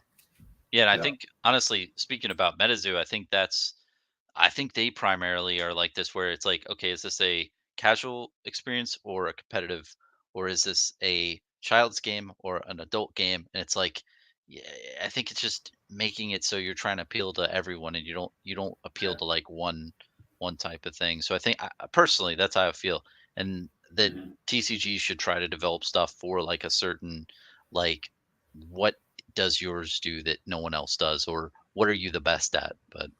Um, but yeah, I mean, it's cool to analyze too, man. There's so many different TCGs that come up. Sorcery, it's going to be interesting how it plays out. I mean, what do you think was going to happen to the sample card market once the packs get out there for the Kickstarter? Like, it looks like what 240 packs are coming out. So Yeah. 244. it's a couple thousand cards that are coming into the market. Yeah. The current, what do you think the lowest auction is right now? And what do you think it'll be like later on, like for just like a Yeah. common card? They all open at $200 for like the ordinaries, and there's only been like one that hasn't sold. So there's definitely like a Oh, healthy interest in market right now. And I like run marathon. It's kind of funny. Like I did a couple thematic marathons for like a week where I featured like all, because I try to like feature the artist too. I write up like a little piece about the art, the artist, like when I run the auction. So I did one like a homage to the legends of fantasy art, and it was like the magic artists and the D&D artists. And then I did one with like the up and comers or rising. I forget what the term I used. So I did those for like a week, and then some guys were like, "Oh, you like the market's going to get saturated and burn out and stuff." But then like people wanted to sell, So I've done like a marathon for the past like couple of months, like every single day, I think for like months, and there's still a healthy interest in buyers. So that answers the question. Like probably 200 is the baseline right now. What will happen when more supply comes on the market? Um, it totally depends on as more. It's kind of interesting. Like some of the early bidders kind of got their fill. They have their nice little collection of a handful or like a dozen cards, and you don't see them bidding as much anymore. But then they came back, some of them after a few months, but then others emerged. So I think more and more people are finding out about the game, and their interest. New buyers are emerging, so there's an interest in sample cards for sure. Where we started this video, talking about that. So will there be enough if there is growth in the game post release? Will there be enough to absorb a few $1,000 cards? That'll dictate price, right? So maybe I think you'll find like more duplicates of the ordinary rarity cards, but I think there's so few of the like exceptional, elite, and unique that if people like desire that niche product of sample cards, there's not going to be like a big increase of supply of those specific cards because you get gotcha. 3 exceptionals per pack. You get in each pack you get a unique or an elite, right? So those are very rare to pull. 244 packs means like you can have 244 total cards, unique plus elite, right? So when you factor in that there's like a few dozen elites and also uniques, there might be like a few more copies that come from Kickstarter. It's not like there's going to be a big windfall and you're going to find like 10 copies of each one on eBay. They're still going to be hard to acquire. So yeah, maybe ordinaries could get soft, but if there's interest, I think the exceptionals, elites, and uniques could hold up. But yeah, that'll be interesting to see for sure. How many people open those packs? How many people sell them? Um, how much interest is there in chasing alpha foils and curios instead of sample cards? Like to your point earlier, does it divert cash from that or not? I don't I know. mean, could you contact the manufacturer and get a bunch of silver packs created that are the same weight, consistency, and take the sticker off and put it on that other pack?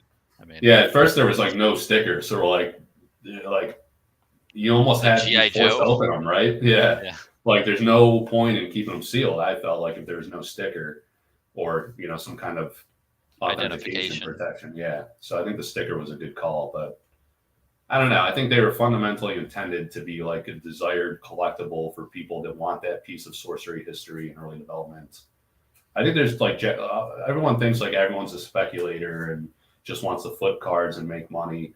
There's enough like genuine interest in people that just love collecting, and like that is more valuable than money to them. I think those are there is like a percentage of those types of people that are buying now that don't see this as like the next MTG 2.0 and want to flip it for 10x. I think they generally want to have that early piece of history because they're really into the game, and they won't resell it. You know, not in the near term. Who knows long term? Like people sell for all kinds of reasons, but I think that just is easily dismissed in the modern age where everybody assumes everybody's a dirty stalker. You know. Yeah. So I mean, it all like it's gonna go through the motions, and yeah, we'll see what happens with it. And yeah, I mean, I think you're gonna be like inundated with much more supply, because if there's only like, I don't know, a handful, a small amount, couple hundred samples now, if a couple thousand comes to the market, you're gonna be what is it? You're gonna be doing a lot of auctions. Yeah, but like I'll probably be doing like artist proof cards with the artists and like the foils, the high end foils and stuff like that too. So it'll be a mix. Oh, but I think some people are going to want to sell their uncut sheets and like cool stuff like that and some of those premium kits. You know, like the people that are really more into other games and want to just flip this, especially if there's value in it, they'll flip it to go buy more Flesh and Blood cards or MetaZoo cards or whatever the hell they're into. You know.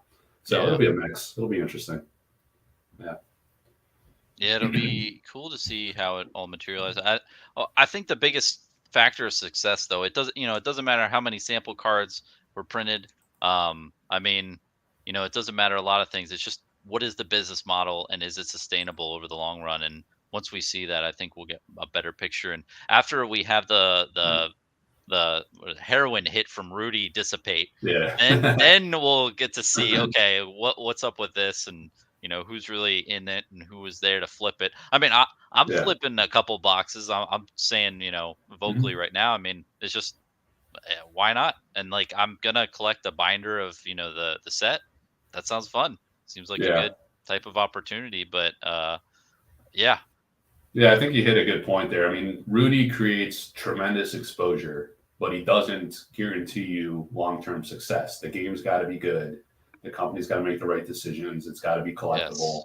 I think this is a home run as a collectible. Like when I first heard about it as a grid-based game, I was like, I've never like been into a grid-based game, but the art like captured me enough to open my mind to that style of gameplay. And maybe that others will have that same effect, Like, I think it's like a home run collectible because the art is so top notch. It's all hand painted. It's that is a massively unique differentiator that makes it really appealing. And the mix of artists, like their styles are just awesome. Like they have like really cool concepts and stuff. And the chase elements are there in alpha to make it desirable to kind of chase sets, and there's enough rarity and balance in that regard. And then the game's got to hold up. Like, like, do people like to play it or not? That's what we'll see, The early adopters are into it, but will the mass market be into it? You don't know until it's out there, right? Yeah, and I mean, I think it's going to follow a very similar trajectory to other games where, early on alpha is printed, gets released to the market with the sample cards, and then tons of people bitch that the prices are too high, or, they can't get the rarest cards to play in their deck, and there's not enough, and you get all these people reeing, and then the beta comes out, and then the prices tank, and then everybody complains that too many cards are printed, and, you have these cycles that occur in games that, like, I feel like just there's so much turbulence the first year or 2 years of a game. Like I've seen in Flesh and Blood and MetaZoo for sure. It's and those two games especially are the ones that have had the Rudy injected in them early on. Yeah. So yeah, it'll be crazy. I mean, overall in samples, like how many do you think is the total amount of cards that were printed? So like, if there's a couple, like if let's say there's 3,000 in the Kickstarter, and the content creators got a couple hundred, do you think there's 4,000 total like sample cards? Well, 244 packs equates to 3,000 and change. So that's the majority of what, like, once Kickstarter fulfillment comes out, that'll be the majority of what we know to exist. The wild card is, what does the company hold? And again, does that matter? I don't know. Because like, are they going to bring it to market, or are they? Why would like a company? I don't think Eric and his co-creator would sell them. They don't need the money from. Oh no, they wouldn't trying to sell sample cards. But like, if they gave like a few packs or like boxes to like some of their game designers that aren't rich guys. You know, there's employees of the company. Will they put them on the market? Yeah, maybe those could come to market, but yeah, I don't think it's substantial quantities. I never tried to like speculate at gross like total aggregate number of cards. I just kind of think in the context of in rarity tiers, if there's like we were talking about the uniques and elites, 244 total packs, one of either of those per pack. The uniques are like I think the pull rates are comparable because I think Eric wanted to like open some of those and see like are they collating it properly? Are you getting the right pack opening experience? Does the balance feel right? Like how does it feel like getting a hit every 4 to 5 packs? You know, that's what I think. I'm speculating a little bit there, but there's not going to be a lot of uniques and elites. Those will be very rare, and I think it'll stay that way. So like I think of it like on a rarity tier, like okay, we've seen 2 to 3 copies of this particular unique. There's 244 more packs to come. I don't think there's going to be like a windfall coming out of Eric's closet or other employees. So I would guess there's going to be less than a handful more out of 244 packs of any given card at the unique and elite rarity. And then beyond that, I don't know. Then it's like maybe there's a few hundred of like each of the ordinaries, or even if it's like a few thousand. Seems like a lot now, but it's all relative to how big the market is over time, you know, and like how much interest there is to absorb it. Like, wouldn't they want to test like the templating on like each card? So wouldn't they have had to open enough product to like get like each of the cards to know that the templating's good? Like, I'd imagine that they'd want to do that. Like every card in the set. Yeah. So they know, like, because Flesh and Blood had this early on where Bravo was misprinted, and it like the text was all the way to the side. It was not too many released because I think they did something like that where they printed a batch and then they found it and then they switched it up. Yeah, I don't know. I've kind of like pondered that as well, and I think it's more about getting like enough cards in there to get a representative sampling of the print quality, the colors, like how true are the colors compared to like what you see on your computer or what you see in the original painting? Are they oversaturated or are they, you know, way off the mark and just not presentable, too dark, too light, whatever? Like how are the corner edges, you know, things like that. I think they try to get a representative sample. I don't think they printed every single card for that reason, and also because the timing of the print, the set was not complete. They were still commissioning art. They were still I think they had art that they didn't have a game mechanic for yet. Oh, that's so they couldn't even print it. Yeah, so this is like so raw. This is what makes it more unique than MetaZoo, I think. Like I said, I don't have perfect knowledge of MetaZoo, but these sample cards are very raw. Some of them, like the rarity changed, the game mechanic completely changed, or the title of the card completely changed. Like there's been dramatic change. That's the other unique appeal from a collective perspective. They like that, like, this is what Eric and his first couple of guys on the team were initially thinking. It has that like gamma MTG type vibe. Like, you know, this card was called Starburst, you know, and it became Time Walk or something, or who the hell knows, right? Or it was thrown out, right? But it's just kind of cool that you have that like piece of like the rawest, most earliest development of that game in print form from like an actual like the printer that's going to print the alpha product. Yeah. It's a, you know, unique, cool niche. And some people are like, they don't give a shit about that. They're like, who cares? You know, it's not like an alpha. It doesn't even really exist in my mind because it's never playable. And so if you had to estimate, would it be around 4,000 cards? You think like 4,000 to 6,000 is what you said? And again, like, you know, this is all just like public information that you've seen that you've added up, and like around that amount, you think? Well, so you got 244 packs coming, and then if we assume that there is, where's my little calculator thing? Because there was 2 booster boxes, right? And 36 packs per booster box. Mm-hmm. So 36 times 2, 72 packs times 15 cards per pack. That's Team Covenants. Yeah, I was kind of Team Covenant and the one that Simon showed like on a YouTube stream. Those are the only ones we've seen publicly. So that's like roughly 1,080. So 1,000 more cards. Plus, let's say 3,500 from the Kickstarter, roughly 4,500. So yeah, maybe there's, I don't know, maybe there's like a few booster boxes we don't know about. You know, maybe they sent one to Rudy and he's going to open it up after release. Who the hell knows? So let's say like we're at 5,000-ish. Maybe there's another 5,000 we can like say 10,000. I don't know. Shot in the dark, really. There. Yeah, What? Yeah. What went to like most of the other YouTubers was the pre-con decks. So that's like another interesting wrinkle because Are those sample cards too? yeah, they're sample cards, but they were in pre-constructed decks for like testing early gameplay. So I think the idea was like, let's send it to Red Zone Rogue because he actually plays games. He's not just a collector, right? So let Yeah, him and Louis too. tinker around with it and play. Yeah, and Louis, like they actually played some games on their YouTube channel, which is what. So they use it as a marketing tool. So they sent them pre-con decks for that purpose, so they could play a functional game and like give them some feedback on how they liked it and tell fans. Um, and so, like the interesting thing there is we saw some cards in those pre-con decks that we've never seen open in sample packs. So it makes you wonder: did they get their fill? To your point, they saw what it's like on a printed card, so they didn't need to reprint it in the sample packs, and therefore there's no chance of pulling that card. And they did the pre-con decks first. Well, I think so. We don't have perfect knowledge of that, but they went out to the YouTubers first because Team Covenant was the most recent to get that booster box, and they did say like Silver was to test the cards, and then Art Packs was about packaging, so they sent them one of their packaging boxes. Yeah. Gotcha. So. Yeah, I think based off that, if it's around 5,000 cards, I think as long as it's not more than like 25,000 cards, I don't think it would materially affect it.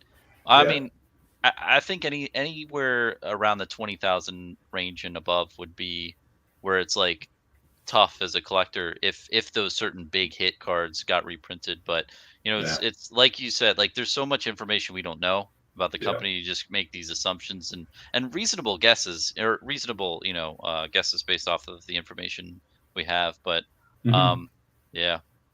Yeah, I think sample cards will get. I mean, they'll fall into the hands of speculators and people that truly love the history of the game. Those are like the two people it appeals to, those niches, right? So maybe they become less relevant over time after those people acquire those. That won't be like recycled on the market quite as much. I don't know, but I think it's like the attention is going to shift to the mainstream alpha product, and then we're going to get excited for beta. People are going to be playing the game, then we'll be excited for Arthurian Legends, and it'll just be like another one of those niche categories, like you say. It's not going to be the main focus, and like a lot of people won't care about it, so they won't be stressed out that like they pulled an alpha Philosopher's Stone, which is like the highest end. Like people call it the Black Lotus of sorcery. They're not going to like say like, oh, well, there might be like a Black Lotus sample card that's printed. Like people are going to be like, who cares? That was just like a test of the manufacturer. But other people, like this niche, is going to think that is better than alpha. It's just mixed, right? But it's a smaller percentage of people because it's a niche by definition. Yeah, for sure. Yeah, that's my take on it, essentially. So yeah, are you going to play the game? Like how, or are you just like kind of casually seeing what happens and? I'm casually seeing what's happened with my binoculars on the sidelines. I have a couple of buddies in my locals who are way better at evaluating gameplay and like how good games are. So I'm probably gonna let them test run sorcery, see if they like it. If they get into it, then I'll make a deck or two and play it with them. But I mean it seems tough. Like I was listening to Team Covenant, and I think the main thing they said, it was like mainly you're making a story and stuff with the gameplay, but like I think from the team they still had to make a lot of changes like late in 2022, right? Like they were still like working over the gameplay and trying to make changes to make it like a very well balanced product. Yeah, it's definitely like a far more tuned game than it was even at the time of Kickstarter. Yeah, there's been like a tremendous amount of energy on game development, refining it. There was like test play initiatives with community members, so there's like a ton of feedback cycling through the Discord informally, and then through like more formal structured play recently. So yeah, that was like part of like the reason for a lot of change from sample cards to like the versions we're now seeing for alpha. So yeah, and I think people say like there was somewhat I always joke like the most cynical guy that was in the Discord said that this is like a great NFT project, but not like a playable game. This was like a year ago, and he's since like disappeared. He was kind of weird dude, but because he didn't buy it the Kickstarter at all, but he was like in the Discord constantly like providing feedback, mostly negative. But yeah, a lot of players are saying that it's like pretty legit now, and they're like very happy with the state it's in, and they've added more team members, so the rule book has received a lot of refinement. There's more developers, so there's been like a ton more testing. So I think it's definitely ready. And now it's like we'll see. Like, does the broad market want to play a grid-based game? Is it this grid-based game, or is it like Genesis or one of these others? I guess from what I understand are grid-based. I don't know. Well, it's tough too because the consumer market in TCGs. I've made a couple of videos along this line. Is they don't know how to judge how good gameplay is from one game to the other. And like that Yeah, person who you mentioned, right? That's a loud voice saying one opinion. And then you have yeah, other loud voices saying another opinion. But nobody has like a group of metrics to judge each game by them. You know how you have video games, you have movies that have different critics and review bodies, but you don't have that in TCG realm. And content yeah, creators, I think the biggest misconception as a viewer can have on a content creator is we're telling you legitimately like if games are good or not with gameplay. We are mainly marketing, in my opinion. I think that yeah. we're highly biased based off of the products that we receive for free, or Hmm. stuff that we have, or like me, like if anyone's like listening to me, like they should know that I'm a little biased towards Flesh and Yeah, Blood, based off of my collections and the things I have. So like, yeah, I'm throwing myself under the bus on this, as well. But like, I think we're just mainly marketing materials, and judging how a good game is one from the other. Like, you really have to have experienced players, review it. Like, for instance, hmm, like some games that don't get their day in the sun, man. Like, I don't know if you've heard of Netrunner or Star Wars yeah, Destiny, but these were hmm, great games, great yeah. gameplay. That's I've what I I've heard hear. multiple people, right? They say I hate Hmm. Star Wars, but I love Star Wars Destiny. Like, just really great gameplay. I haven't played either of those games, but when I've watched them on YouTube and stuff, I'm like, wow, that's a really cool game. But Yeah, I mean, what are your thoughts about people reviewing games online? And if you were trying to find a trusted source, personally, I think the best way is a Board Game Geek. They have a bunch of ratings and for tabletop mainly, but they have it for TCGs. What are your thoughts yeah. on like rating gameplay from one game to the other? I think you're right. There's no universal metrics that are reliable. So Yeah, it's a very personal experience and unique to your own taste, just like artwork is. Like I think this painting is amazing. Other people might think it's ridiculous. yeah, That's just like human nature. So like you got to play it for yourself and make up your own mind. And unfortunately, because of that, there's no good way to project how the mass market will receive it. You could only look at like anecdotally that grid-based games historically have struggled to survive in the long term, and Eric said that and admitted that. So he was like, "Wow, like when I first, like first it wasn't a grid-based game in his initial vision of what he wanted to create, but then his co-creator kind of pitched him on this game, and he had a ton of fun playing it. His first experience with it. So he's like, "Oh, there's potential here. I like this." And he's like a vintage Magic player, like semi-competitively. He plays in tournaments and stuff. hmm, Um, with like old school Magic high end decks. So that's his background. It wasn't grid based games, and then he was sold on it.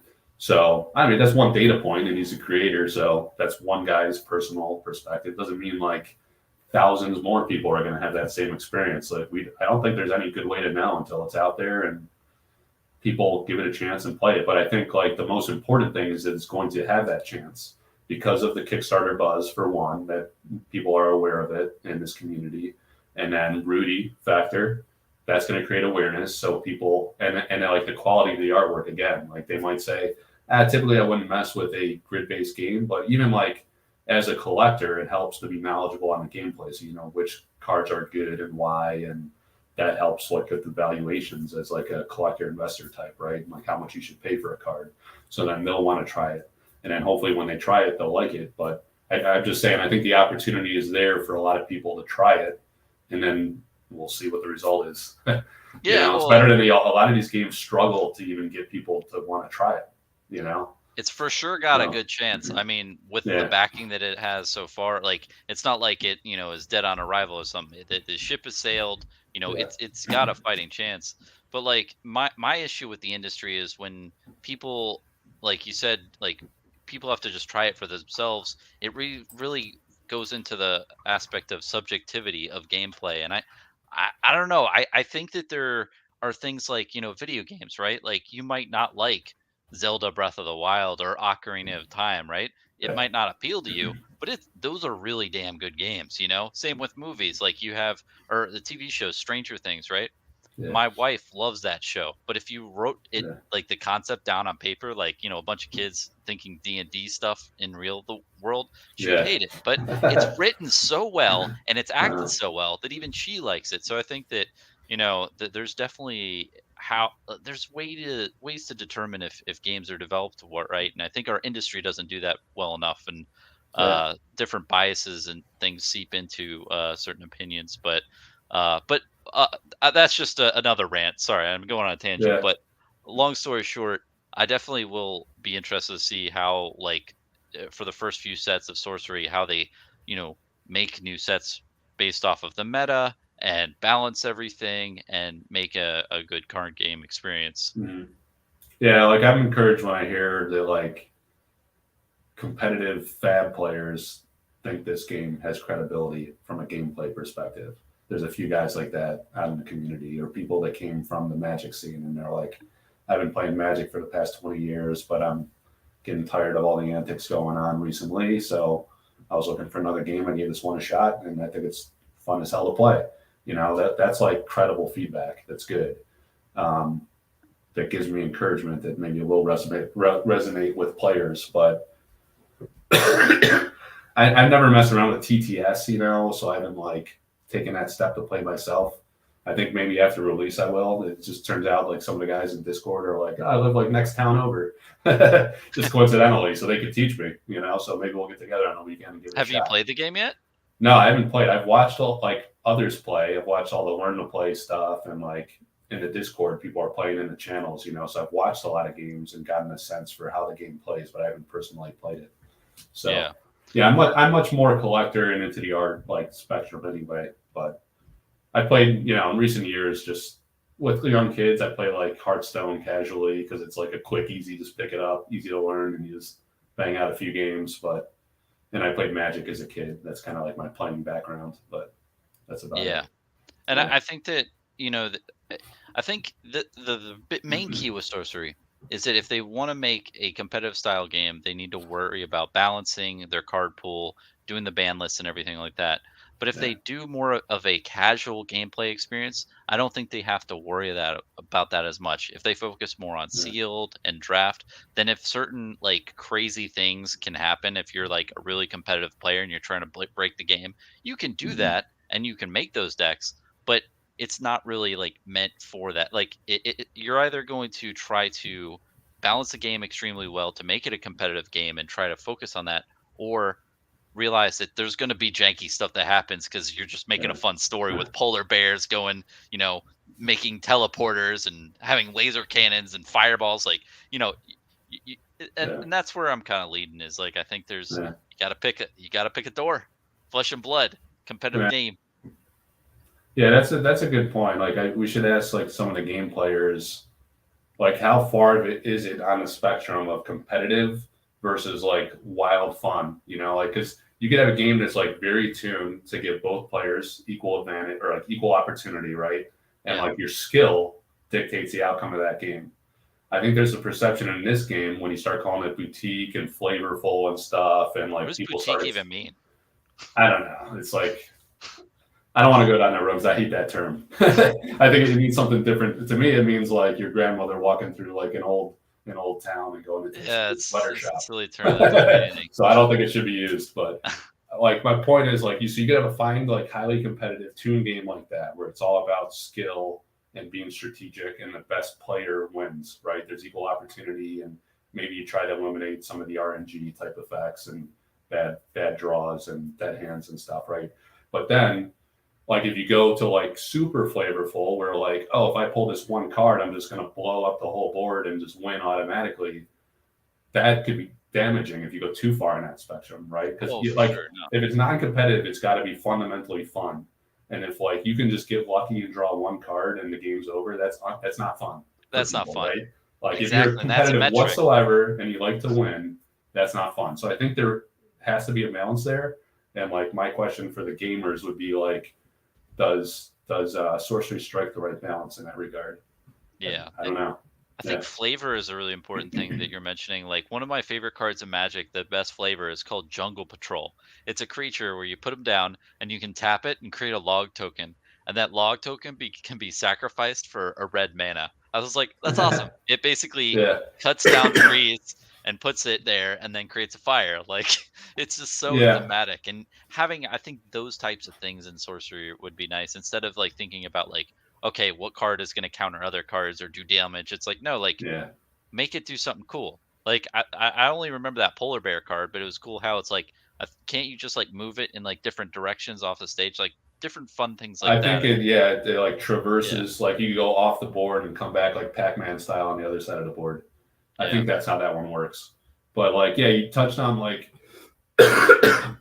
a point there, like where I think like it's the game's trying to capture the throwback vibe from an artistic perspective with the hand painted art and the like the no style guide, like the vast diversity of art styling, not trying to fit it into a singular lore concept. That's from an art perspective. From a gameplay perspective, I think it is trying to capture some of those flavorful things you got in early Magic. Like remember Chaos Orb? Was that the name of the card you yeah. like You drop like onto the flip it. board? Yeah, you like drop it on the board. All the cards it touches like die, right, or what are Yep. destroyed. So it's like it has like a that kind of vibe, I think, in some of the game effects, the way I've heard it described from the players and from the company. So that's cool. Like that's what makes a game fun. You know, it's a game. You're Yeah, supposed to have fun, right? It's yeah, not exactly. like it's not always supposed to be the most mega competitive. And when I play, like Hearthstone's supposed to be a casual game, but I'm super competitive. So when I played it, I would get like pissed off Oh, all I the time, played. and like anytime there was like wild RNG, I'd like get furious. I'd play that So that's game what, competitively. That was fun. I played yeah, aggro decks and yeah, yeah, some. yeah. Yep, it was a Yeah, I fun made game. the legend a few times and got like really into it, but it was a very Nice. grindy game when there was like some very trolly decks, right? With some of those aggro like Murloc decks and stuff like that. You know, it really burns you Oh out. yeah. So And I think the main thing that you want to do when you're a game creator, right, is make a game that someone plays and then they think right after that, I want to play another game. Like even if they yeah, win or lose, they're just like, I want to play again. And if hmm you can develop something like that, I think that's when you really have a winner. And when you make a balanced game, because like you said, if you have some with the win card where you win instantly, that yeah, your opponent's gonna not like that. If you have something where you shut another player out early in the game, like halfway through the game, and they have to wait 7 minutes to just die, that's not a fun game. You have a yeah, lot of these right, different components that can go wrong, like when you're yeah, game developing, and really balancing that is it's quite an act. I don't know how Flesh yeah, and Blood's doing it. Like with 8 sets, everything's yeah. reasonably balanced, and it's like Hmm. you have so much card pool. I mean, with Sorcery, are they going to do a set rotation, or is everything going to be legal for the end of time? Because that's a I big don't. determinant. Yeah, I don't think they've commented on that at all. That's like harkens back to what I said earlier, where like it's really is a shot in the dark in a lot of ways. Like Flesh and Blood, there was some pedigree there where they had like a robust roadmap. Like we knew the guys developed it for like 7 or 8 years before release, right? You know, so there Yeah, was James like, White. yeah, it was like James White was an impressive guy. I was into Flesh and Blood a few years back before Sorcery, and then I just kind of got all in on Sorcery because I was super into the art and stuff. But um, yeah, so like I don't know. So we don't know like those types of things, like how the game's going to evolve and what direction that's going to take. We don't know like how serious or not they'll get into competitive play. We don't know distribution. Yeah. So we love what we see from Alpha enough, like the community and like the early adopters, that we're excited about that, and we're kind of taking a leap of faith that like this game creator Eric Olofsson and his partner and his team like captured our imagination and our interest enough that like we're here for it, right? And like we trust their judgment and their creativity to make something super cool and flavorful. I have no doubt it'll be there from an art perspective because he was the art director for Path of Exile, you know, so he has that pedigree That of was a really like, good game, Path of yeah, Exile. he knows games, he knows like what makes games interesting and fun, he knows like art certainly. Um, so we trust like his ideas are pretty awesome so far, and now we'll have to see how they manifest and how they resonate with like a broader mass market, right? So I don't know. Yeah. And I Yeah, there's a think lot of unknowns about. all that stuff, the future. Oh yeah, for sure. I think Yeah.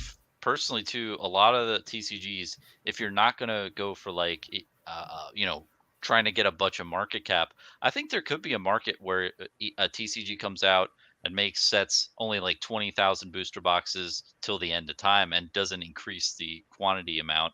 I could Hmm. see something like that, and then they can sell it for a little bit more or something. But yeah, no, I Yeah. mean it'll be interesting to hear everything that Eric has planned and the business model going forward, Yeah. of what he intends to do with the game. Because I mean, yeah, it definitely seems like he has the pedigree. And Yeah. if you ask Rudy why he's in the game, it's probably because of Eric. Like, Oh yeah. yeah, Yeah. this I'm is sure he like the sold them. lightning Yeah. strikes twice of New Zealand magic over there. But Yeah. and paying a great deal of money for the contracted artwork. I mean, Yeah. he's shown that he's pretty far into this. So Hmm. yeah, I guess we'll see where it heads out. I mean, Yeah. I think what you've done in your business model, man, like you've really helped the game. Like from me looking at another person who's like type of marketing for the game, like I'm kind Yeah. of jealous, man. Like there's no amount of impact that I've made on Flesh and Blood like you've made on Sorcery. Like Thanks, man. you Yeah. have so Appreciate much it. more impact on Sorcery than I will ever have on Flesh and Blood. That's But funny. Yeah. yeah. Yeah, it's kind of coincidental. I was just like, I didn't have like a business interest early on. I was just kind of like, thought it was cool. I was like, I want to collect this. And like I say, that day he said that there's going to be a foil of every card and they're going to be stupid rare. I was like begging him. I was like, just sell an art set that's like just art cards, like the old Frazetta cards that are like $100 for the entire set. And then like he took it to an extreme where like there are full arts, but they're on the back of these like impossible to get foils. So it was kind of depressing, but like, yeah, so early on I was just like into the art and stuff and like thought it was like a cool concept. I thought Eric was an interesting guy. Just like, what turned me on to Flesh and Blood is I was impressed with James White's background. It was like, wow, this guy's like a magic guy. Like I was into that like magic nostalgia from when I played till like I played as a kid in the '90s, and then Yeah, like same. I moved to a different state halfway through freshman year of high school. So like I lost all my childhood friends and stuff. So like I just went cold turkey, never played Magic again since I moved, and I lost like all my networking friends and stuff. And then like a few years back in recent years, like I've always been fond of those times. Like I had a friend that had an older brother that was like when we were like in elementary school, this guy was in high school and he had a lawn business, so he was buying up like boxes of early Magic stuff, winning tournaments, getting free stuff. So he had like page after page of all the Power Nines and like all Oh the my high end shit, gosh. right?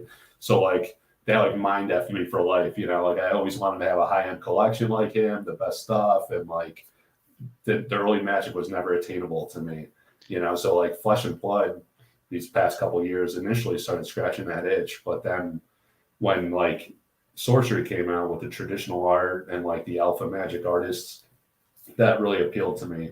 And then like since then, learning about all the other artists has been like a massive breakthrough. Like I'm just as excited about those, if not more, than the artists I already knew. It's like discovering all these new art styles and like the personalities of these people. I talk to them all a lot, and they're all like super cool and like generous to give me their time for interviews and stuff like that. So I just got like all in, like hooked on it. But Well, I I don't think know. Yeah. that type of sentiment is really what got this whole craze started in the first place. It's like, Flesh and Blood became successful, and like I was on the ground floor, but everyone Mm. before me, like for the first year of Flesh and Blood, they were like below the ground floor. They were in the foundation of the home. So Yeah.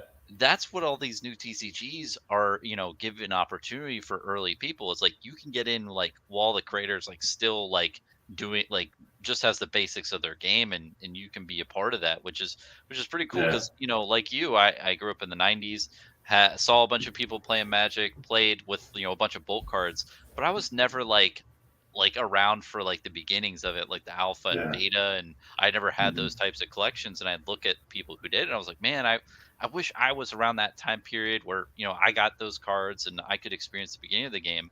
And you hear people on I blame it on the people on the forums, Mike. People on the forums, they would say like, hey, I was there in like day one of Magic the Gathering, and got an alpha pack or whatever, and Yeah. like I'd be like, damn it, why couldn't that have been me? And then I Yeah. I think, was a kid and like they still had yeah, Arabian Nights and Legends in the stores, and it was like 10, $15 a pack. And I was like, these assholes, like, no way I'm paying that, you know? So like, it was unattainable. Like I had no money as a kid, right? Exactly. It's like a child. I had no But money, now as an literally. adult with bank accounts, we can, and we do see like these new card games and like, oh, Yeah. this is an opportunity for me to, get like a collection from the very beginning of a game. So Yeah. I think that that's really like the mindset that has permeated for Yeah. the space. Yeah, I have an interesting like fab story in that regard too, because like I wasn't like as early. I don't know when you got in, but like I wasn't like one of the beneath the ground people, like you say. Yeah. So I like, but I was early enough that like I was hearing about it, and it was hard to find. You know, it wasn't in a lot of LGSs. They were far and few between. I wonder if this is going to be repeated in Sorcery. It'll be interesting how many stores it's actually in initially. So like I went to an LGS that wasn't so L. It was like a GS. It wasn't so local, right? I had to drive 45 minutes to get there, and An because I was hearing, FGS. yeah, because I was hearing all about, yeah, I was hearing all about like James White, and like thought his background was cool. It had like those MTG throwback vibes to me. So I was like, shit, maybe I'll go try to get some of this early product. It'll be like what I was trying to do as a kid, like get in early and get some of the cool like alpha stuff. So I called them up, and they're like, yeah, we got like a stack of Arcane Rising first edition. Um, so I was like, maybe I'll come over there tomorrow. It was like early on, they were like still $80 a box or Oh something, no. right? So like I was like, maybe I'll just go right now. So I went. It took me 45 minutes to go there, and I was like, I just talked to you on the phone. I was like, I want to get like a few boxes, and the guy was like, oh, that's too bad. And I was like, what do you mean? And he said, like literally, like right before you walked in the door, this guy came in and bought everything. Oh So geez. so then he was like, and then he starts looking around. He's like, actually, we got this one box of Arcane Rising. It was the display box up on the shelf. So I got a box of Arcane Rising first for like $80. And Wow. then he had like some of the play mats. I got like a few of those, which they weren't supposed to sell. Those were supposed to be like the armory kit stuff, right? So I got a couple of, they gave them to me for like $5, like they're cheap. So that was kind of cool, like some of the early artwork. And and then I got like I think I got a box of Crucible first for like MSRP, like $80 also, I think. So I got in on some of the early stuff like that. But then like that's when like the Rudy stuff happened and the big blow up and just the overall like macroeconomic conditions that made everything explode with crypto and funny Yeah. money with stimulus and all this that like really goosed the market. And then Sorcery came along, and it's still like early days. This is pre-alpha. You know, a lot of people still don't even know about it. So it'll be like an interesting ride and see how it does. Not just from a valuation perspective, but like, I'm into like these new startups and like the business models and what makes them succeed or fail. What kind of decisions do they make? You What do know, you the think will creators make are interesting. What do you think will make Sorcery like succeed? Like, what would you do if you were running the ship? Man, there's so many Business like model. factors that are. I think like one key thing I don't like is how they're announcing print runs of stuff. I think games need to stop that. They shouldn't announce before nor after. I think that's really like jacked things up with Flesh and Blood, with the Monarch situation. Like first of all, you had like the Alpha or the WTR and the Arcane Rising. That surprised people in a positive way, and everything blew up, right? Because there was a lot of Yep. excitement and We demand thought it was going to be and short twenty-five supply. thousand. It was 16,600. Yeah, so then people start making assumptions for Monarch, and then they get overly aggressive, and they were grossly wrong, you know, so they got burned. If these numbers were never known, and it was you just let like normal supply and demand dynamics, like basic economics, run its course, then the market finds equilibrium for itself, right? That's why I like the auction model too. Like, I don't decide that these. I could like open a sample card for $1. I just open it at $200 because it seems like condescending because I know people will pay that, right? So I open it at some price. Some sell, like some people aren't as interested in. It sells like between 200 and 300. Others like will go all the way up to like $1,000 or more. It's like it's just supply and demand, and the open market decides valuation. Same with this painting that I'm Wasn't currently that auctioning. You know, wasn't that the problem with Monarch though? Because like you said, you don't want print runs to be released before the product is released, and I totally agree with that point. yeah, I agree with mm-hmm. that point like fully. But for Monarch, we didn't know it, but then Mm-hmm. people totally uh underestimated the amount of print run that was there, and based on those assumptions, based off of previous product, then they got burned after that. Yeah. I think I think they should never report it, not before and not after. And I think Like never? yeah, never. So Oh, okay. like Pokemon and Magic don't tell you the print run sizes, right? It's just supply and demand. And then, so like I think like Probably make you that nauseous. yeah, like maybe that Monarch was like I think that whole phenomenon happened because of the speculative environment that was caused by announcing the print run of Alpha and Arcane Rising. Because like that it was like very clear that supply was an issue and that demand vastly exceeded supply. So then people tried to game Monarch in a similar way and assumed the same would happen, but it didn't. Like they got surprised by the number. If they never knew the number, then if people needed those game pieces to play the game, they'd buy it and play the game. Or if they want to collect it and they believed in the game in the long term, they'd buy it and they'd be. I think like the price would have been much more stable. It would have never like even like WTR Arcane that wouldn't have surged to the same extent that it did, and then in turn Monarch wouldn't have been speculated as hard. Like just supply and demand would take course if more people were playing the game, and then more people were coming into the game and like the art or like to collect for whatever reasons, they would just do that. You know, Yeah. it wouldn't have been biased by print run numbers in any way.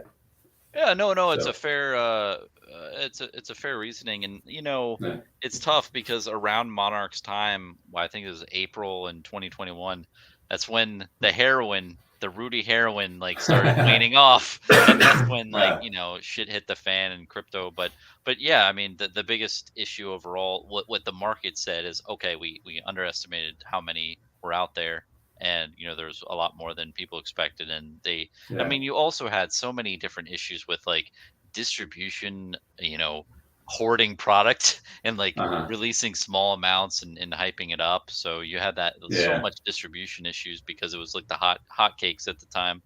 But yeah, yeah, I mean, personally, yeah, print run numbers are tough. I do see your point. Like if you do release them, then people are like, okay, I can game the system in a certain way by acquiring a certain amount of product and inflating certain things. yeah.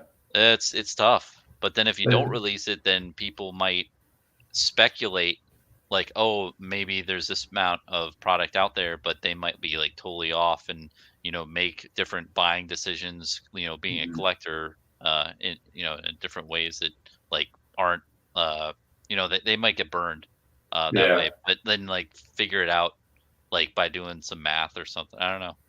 yeah. It's interesting that like I think I don't know for certain, but it seems like with Magic and Pokemon, it becomes clear when those are rotated out and they stop printing those. And sometimes, I guess, in recent years, there's been like surprise reprints that people didn't expect to happen, but eventually, it's generally understood that those go out of print. So they don't need to say the numbers; they just need to say out of print or not, right? And then they age well because people have confidence in the game and the market grows.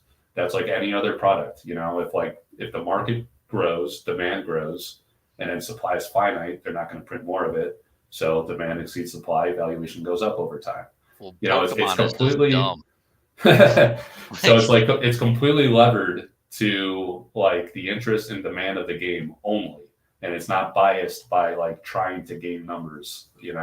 And I think that's like how you have a true organic game, yeah, but and I like think playing that's devil's advocate, like doesn't price equal supply and demand? Like there's that whole graph and everything. yeah, So when people supply will meets always demand, yeah, inherently try to figure out what the supply is, right? Like we're yeah, as collectors too, because like the only reason why a certain card is valuable is, okay, what's the provenance, of course, like how much demand is out there, but also the supply. If you have a 1 in 4 card versus a 1 in 20 yeah, card, though hmm that's like the price differential between those two objects are way different.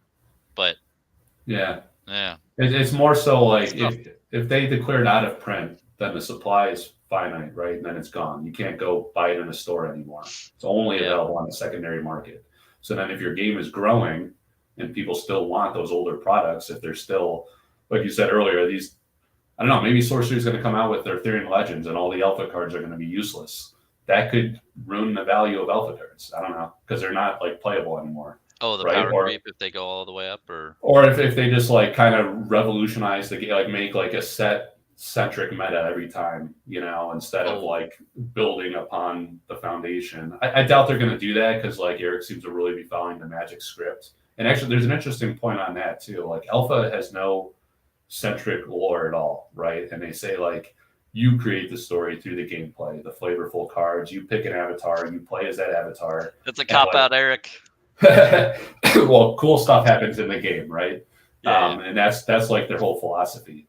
But then, like Magic did this too, right? When they came out with Alpha, it was a lot of diverse art, a lot of different artistic styles, like artists with different styles, no style guide, no like samey type forcing it into a lore construct. But then with their first, I think it was they came out with was it Arabian Nights? It was Arabian Nights was their first expansion that had a thematic lore concept. So I think they did Alpha and then Beta and Unlimited, but their first expansion set was Arabian Nights. yeah, I I believe think so. like Sorcery is kind of following that roadmap in a way, right? Like you got Alpha, no lore, Beta, which we expect to be largely a reprint of Alpha to reach the mass market, new players, and then Arthurian Legends clearly has like at least loosely a lore concept, right? Where you're going to have knights and probably gameplay experience that are fitting of Arthurian Legends theme. So I think like what I'm getting at is like I wonder how closely he's going to follow it's like be purist to the early '90s vintage Magic and use Magic specifically as the roadmap guide. Like, will we see Oh, you're talking about like for the sets, yeah, the like sets? well, I mean, there's Legends that was really Yeah. popular in Magic. I Mm-hmm. think it might have been right after uh uh the one you just talked about, Arabian Nights. Yeah, Arabian Nights. Yeah, I think so. Yeah, there was the Dark was somewhere in there. I forget the sequence Yeah, specifically, but yeah, and some of those were smaller expansion sets, and like that's what's rumored. Like Arthurian Legends might be smaller. Like you have this massive set, and even like MTG Alpha was like 260 cards. I want to say something like that.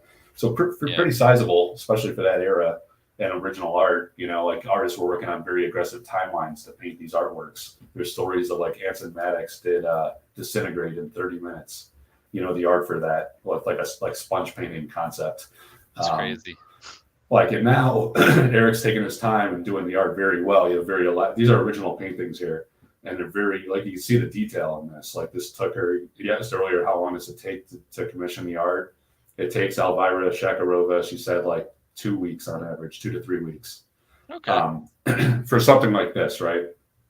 I did a reveal with her a couple weeks ago, and it had all this like very elaborate, intricate gilding like around the border, Hmm. and that took her like a month, right? But every artist is different. But so I think like it's kind of interesting. I think Eric's like he starts early and he allows the artist sufficient time to do it as best as possible in their normal work style.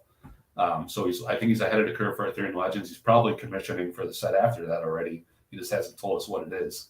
So could he accelerate the set release cycle? I think so. If he keeps leaning forward, and he's a pretty well off guy, so I think he can personally financially fund it and be aggressive.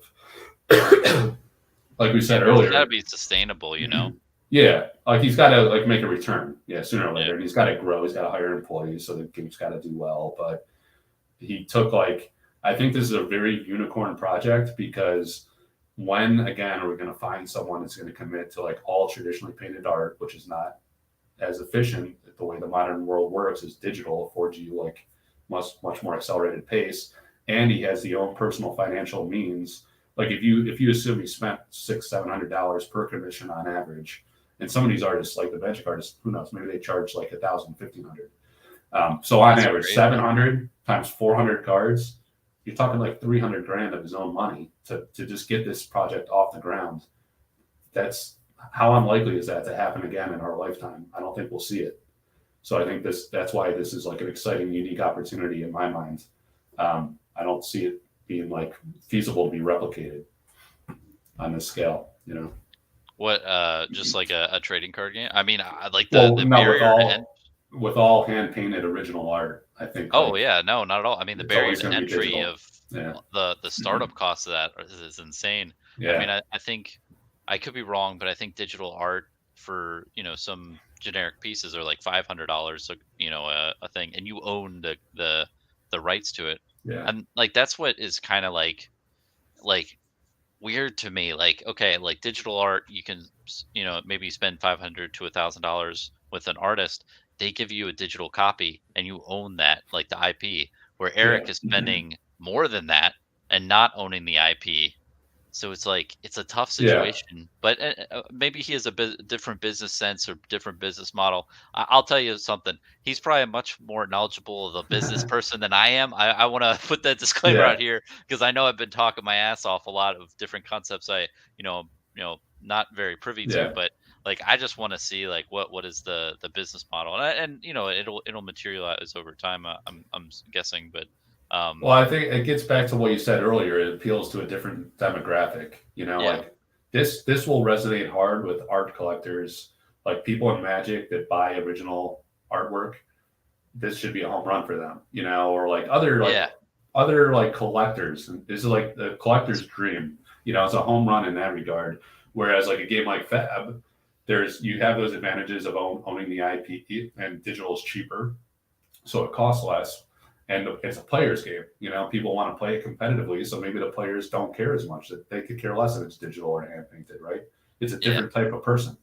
So I think that is, like, to your question earlier, that is a differentiator. It targets people that do care about art, like on like hand painted traditional art, and the personal drive and passion that goes into that from the artist. That's a different kind of person. So it's a different market. I think you could appeal to both or different stakeholders. you can either be a multi-tool, a a scissors, or a kitchen Yeah. knife. It's like, what do you want to be? But that's Were just there any my. questions that came in through the chat or anything? Let's see. I don't know. I haven't People been are looking. speculating on. Can you see the chat comments? Oh, is your computer No, behind I you? can't. Oh, okay. Uh, They were active earlier. They're probably getting tired now. Probably. Someone was speculating on leaves. I could put it. Can you see the screen when I do that? When I pull that up? Oh, it's on your Let's computer behind you. like the private chat or comments. Oh, I see the comments now. Yeah, I pulled it up. You got to turn around to be able to see it. Yeah, this guy Someone. leaves room for Arthurian legends that coexist with Cthulhu and Norse gods. A lot of people want like a Norse or a Viking concept type game. Viking would be cool. What does Pelly say here? There's a correlation between supply and the card's price, but demand is a much stronger driver. You see this in Pokemon all the time. Yeah, massive demand in Pokemon. Like they could print a shit ton, but people just buy it up. Yep, and their target market is make a, a children's toy. Like that's their market, and it's great because kids grow up and the new generation gets born, and you have a whole other customer base. Yeah, Just perpetuates. and those kids that become adults are nostalgic for it, so they have more financial means, and they're the heavier spenders, and then they get their kids into it. Yeah, so it's like an endless cycle. It's an endless Yeah, cycle. It does that. Whereas Flesh and yeah. Blood, I think that they need to focus more on that endless cycle with college kids, is like Hmm. getting that cycle going. I haven't seen any of the new TCGs do it like very well yet to where they have that nice perpetuating cycle. Yeah, It's like noticeable, but yeah, a good amount of chat here. yeah. Say, does anybody have any questions, or was busting Pelly's chops? I guess he's saying he collects Pokemon. Disappointing. just, just kidding. I don't care about it, but he can care about You judging, Mike? it. Yeah. Let's Nah, see. whatever anyone wants to I talk. would like I was I think I was like a little too young for Pokemon. I have a story on that one too. So like similar to Fab, I speculated like I was graduating. I let's see. I was like close to like graduating high school or college age when Pokemon came out, like around 99 or 2000. Uh-huh. So, and it was put out by WotC. And like, I literally know nothing about like the story of Pokemon, the video games, like the characters, anything like that. So, but I was like, oh, WotC's making a card game. Maybe this is going to be just like Magic and people actually care about this. So I went on eBay and I bought like a set, like a box of base set unlimited and like a full set, or almost like two full sets actually, like all the Oh, hollows, the whole jeez. set. And then I literally, it's like one of these unbelievable stories where you put it in a closet and forget about it. Like I had this little like toy chest as a kid at my parents' house. I put it in there, and then in like 2020, I started hearing buzz about like Gary Vee and all these guys hyping up sports cards and like other trading card games and stuff. And I was like, I think I have, like, I literally had no idea Pokemon existed for the past 20 years at all. I was just not part of that scene. And like, my kids are pretty young, so they're not into it yet. Um, but I just heard the buzz about it and heard it had value. So I went and looked it up and it was like $8,000. Oh, I paid geez. like $100 for like all of it. And That's then it, nuts. went up to like 20 or 30 grand, I guess, in some of these sales. And I just have it like in a case, still kind of stored away. It doesn't do anything for me nostalgia wise because I was never part of that Pokemon scene. But yeah, I was like early Magic, so I like this project because it has those early Magic vibes in a lot of ways. I think that's the target demographic squarely, and then others are starting to get on board. Yeah, and having a more adult TCG is something that I think Flesh and Blood, when they first came out, it doesn't seem like a really good business model because you don't have that endless cycle. And if you think about the top three TCGs, they all cater to kids or preteens, like 12 or 13. Yeah, Pokemon age demographic is probably what 8 or 9. So having something that's 16 plus is something like yeah, completely new to the space, or not completely new, but it's a hard market to get into. And I think Sorcery yeah. is in the same thing, but maybe Mm-hmm. maybe Sorcery's target market. Do you think that they can go 12 and up, or do you think if Um, the art probably appeals to more older generation, of course, but it yeah.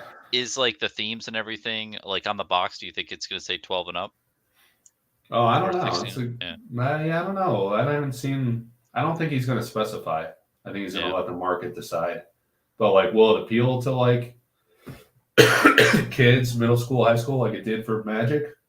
I mean, it did for Magic, and that was like had a demonic undertones and that kind of stuff, right? So I think it depends if parents play with their kids, is it easy enough to learn and play where it's fun for them? Like, Well, I how think early can I get into it? I don't know. it's all determinant on the artwork, I think. Like if you have like people with blood splattering like everywhere, like Yeah, Fab does, it's gonna have yeah, to be 16 plus. If it's not, then right. okay, you can. Do you think have any of the card arts been like pretty graphic or like adult? I mean, some of the Frazetta ones have a little like nudity kind of. It's funny, like when Rudy did it, he made it sound like a really racy game with this like cutting edge, like naked people and machismo and stuff. But it's not. It's really not like that at all. I think he completely misrepresented it. It's But funny, does like it have any nudity on it? there's like I think there's one by Melissa Benson that might, but it's like it's called like a manticore, so it's kind of like a statuesque type figure that has like breasts, And then Oh, there's like a Frazetta one that's similar in that vein. Like Frazetta would do like some kind of like, I mean, it's part of art in a way. Yeah, like could it be exposed to kids is the question. yeah. Um, I don't know. I think I would play it with my kids if it was playable. I guess my oldest is 8. I wouldn't be worried, but I don't know. I'm a Yeah, I don't little know any of those liberal on regulatory that kind of bodies. stuff. Yeah. Yeah. So yeah, he said there's nudity and blood, says Mike Pelly. I don't know. The art is definitely more adult focused. I don't know. Okay, so Maybe they're gonna he's have to make it conservative. adult. I Yeah. don't Well, I know. mean, Yeah, it'll be interesting. even if it's like on the edge, you don't want to like open yourself up to lawsuit, I'd imagine. So you probably, I think that's why Flesh and Blood Yeah. does it. They don't have to put 16 plus on the box, but they do it because Yeah. they don't want some like concerned parent, like Karen and 10 of the other Karens to join up in a lawsuit. And yeah, Yeah. I don't know. I haven't heard him mention that, and like it hasn't really shown up in the teaser images, like that you oh can yeah, tell because one do way they or have the the other. booster box? I think so. Yeah. I mean, he showed like kind of. Yeah. Well, I don't know if it's the official final version. We'll have to see. But he might have just missed that and not thought about it. I'm not sure. That's an interesting point there. Yeah. It Let's just just goes get. into it like there's so many different facets with TCGs, that you have to think about that the public is like, oh, it's so easy to make a TCG, but no, Yeah. a lot to it. There's Dell has this hard to find Dell logo image. He wants to know if you're going after 1% sorcery bulk like you did for Fab Alpha. Uh, Probably not. I Yeah. mean, the amount of bulk that I have, it's for 16,600. That's like 60,000 cards. So sorcery, you'd need literally 100,000 of the bulk. So even at a penny each, that's still Yeah. like, I think that's what, $10,000. it'd be a bit much. But That's outrageous. I'm Yeah. telling you, I'm interested. I'm very blunt and honest. 3 to 4 weeks after it releases, I'm gonna wait until it dips and try Mhm. to see if there's different opportunities for me to set collect. Might as well, Yeah. because Yeah. like any TCG, like 3 to 4 weeks after, or sometimes a month and a half, that is just supply just gets thrown out in the market. The price dips. So, Yeah. um, I can see yeah, that you can. happening. Yeah, Because there's a lot of people that don't have genuine interest that's speculated, and if it's like if they paid 130 and it's selling for, let's say, 200 north, then it might make sense after fees to make a little profit, and a lot of people will. Yeah, at least yeah. like they'll, or if they got a case or more, they'll sell half, keep half, or whatever, try to recoup their investment, which is totally understandable.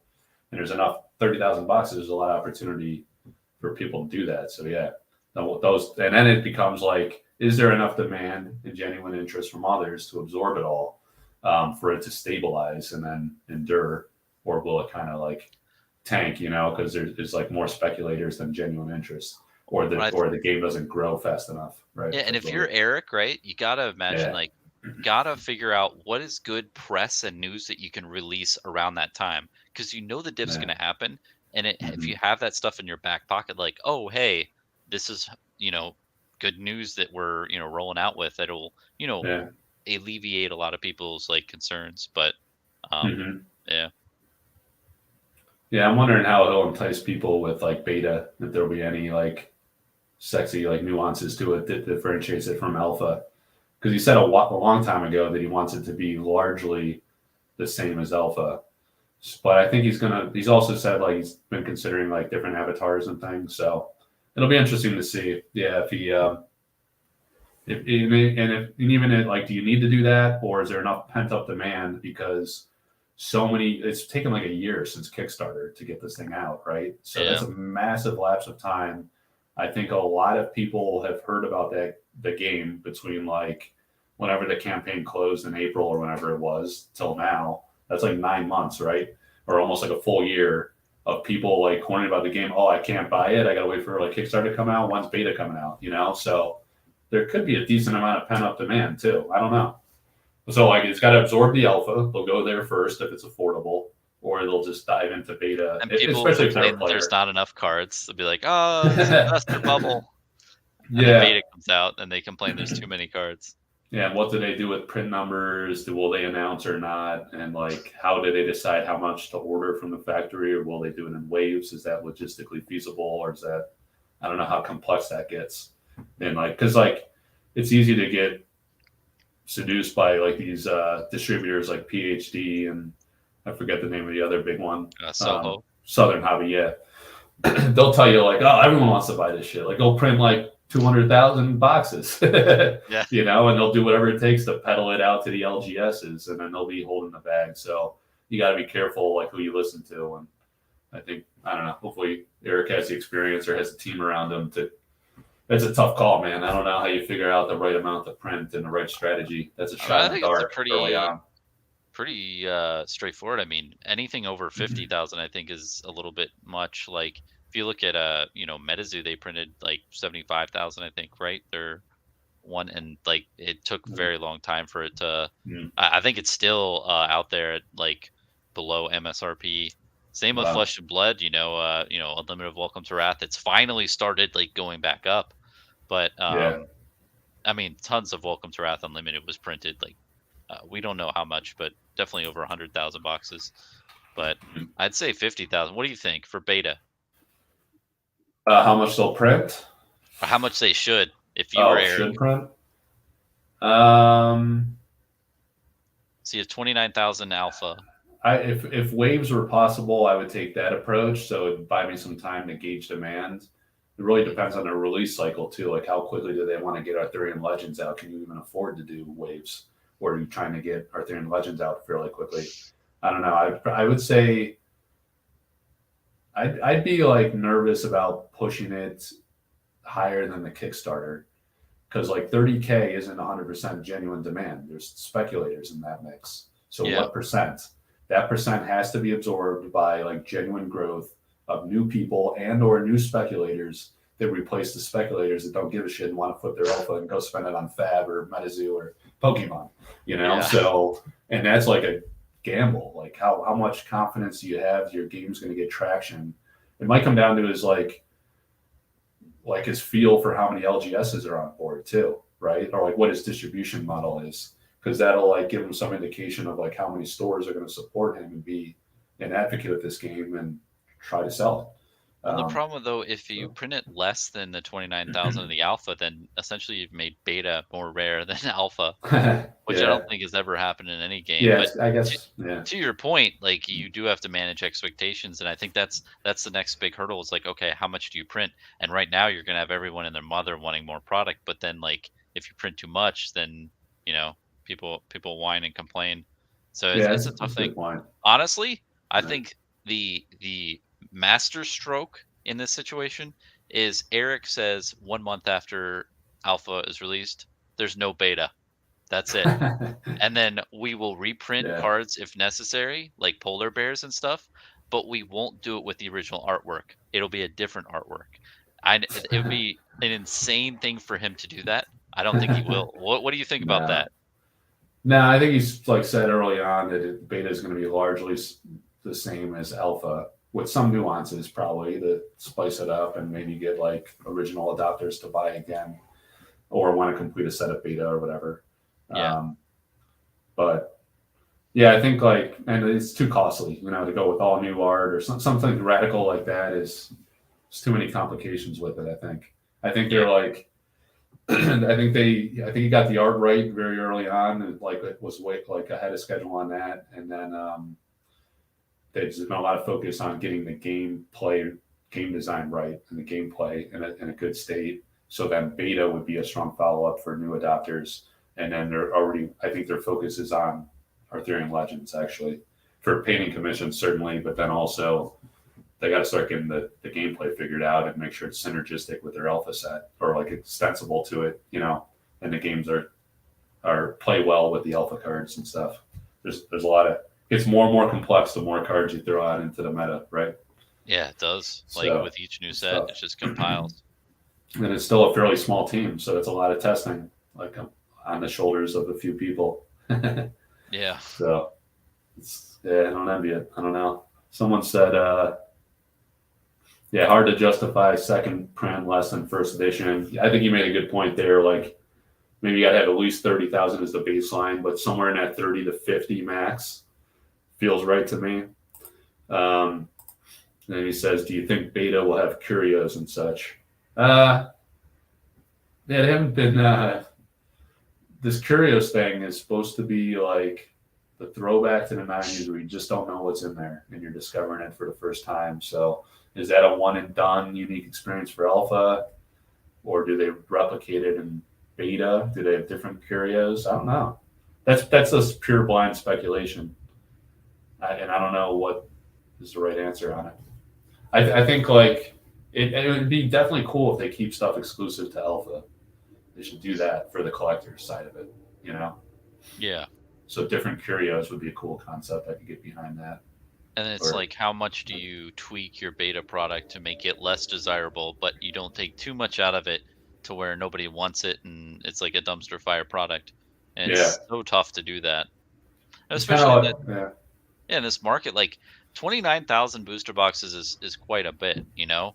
And yeah, that's with Rudy's backing and people interested in the game because of Rudy. So, you know, mm, that's why I'm thinking, well, it's like, well, if the demand is less than that, maybe you just go with 29,000. But he's commissioned so much artwork from like really good artists in the Magic the yeah, Gathering space, like Melissa Benson, and a bunch of other people. So it's like, yeah, you want to do a beta set, but if you do, you're going to devalue your alpha.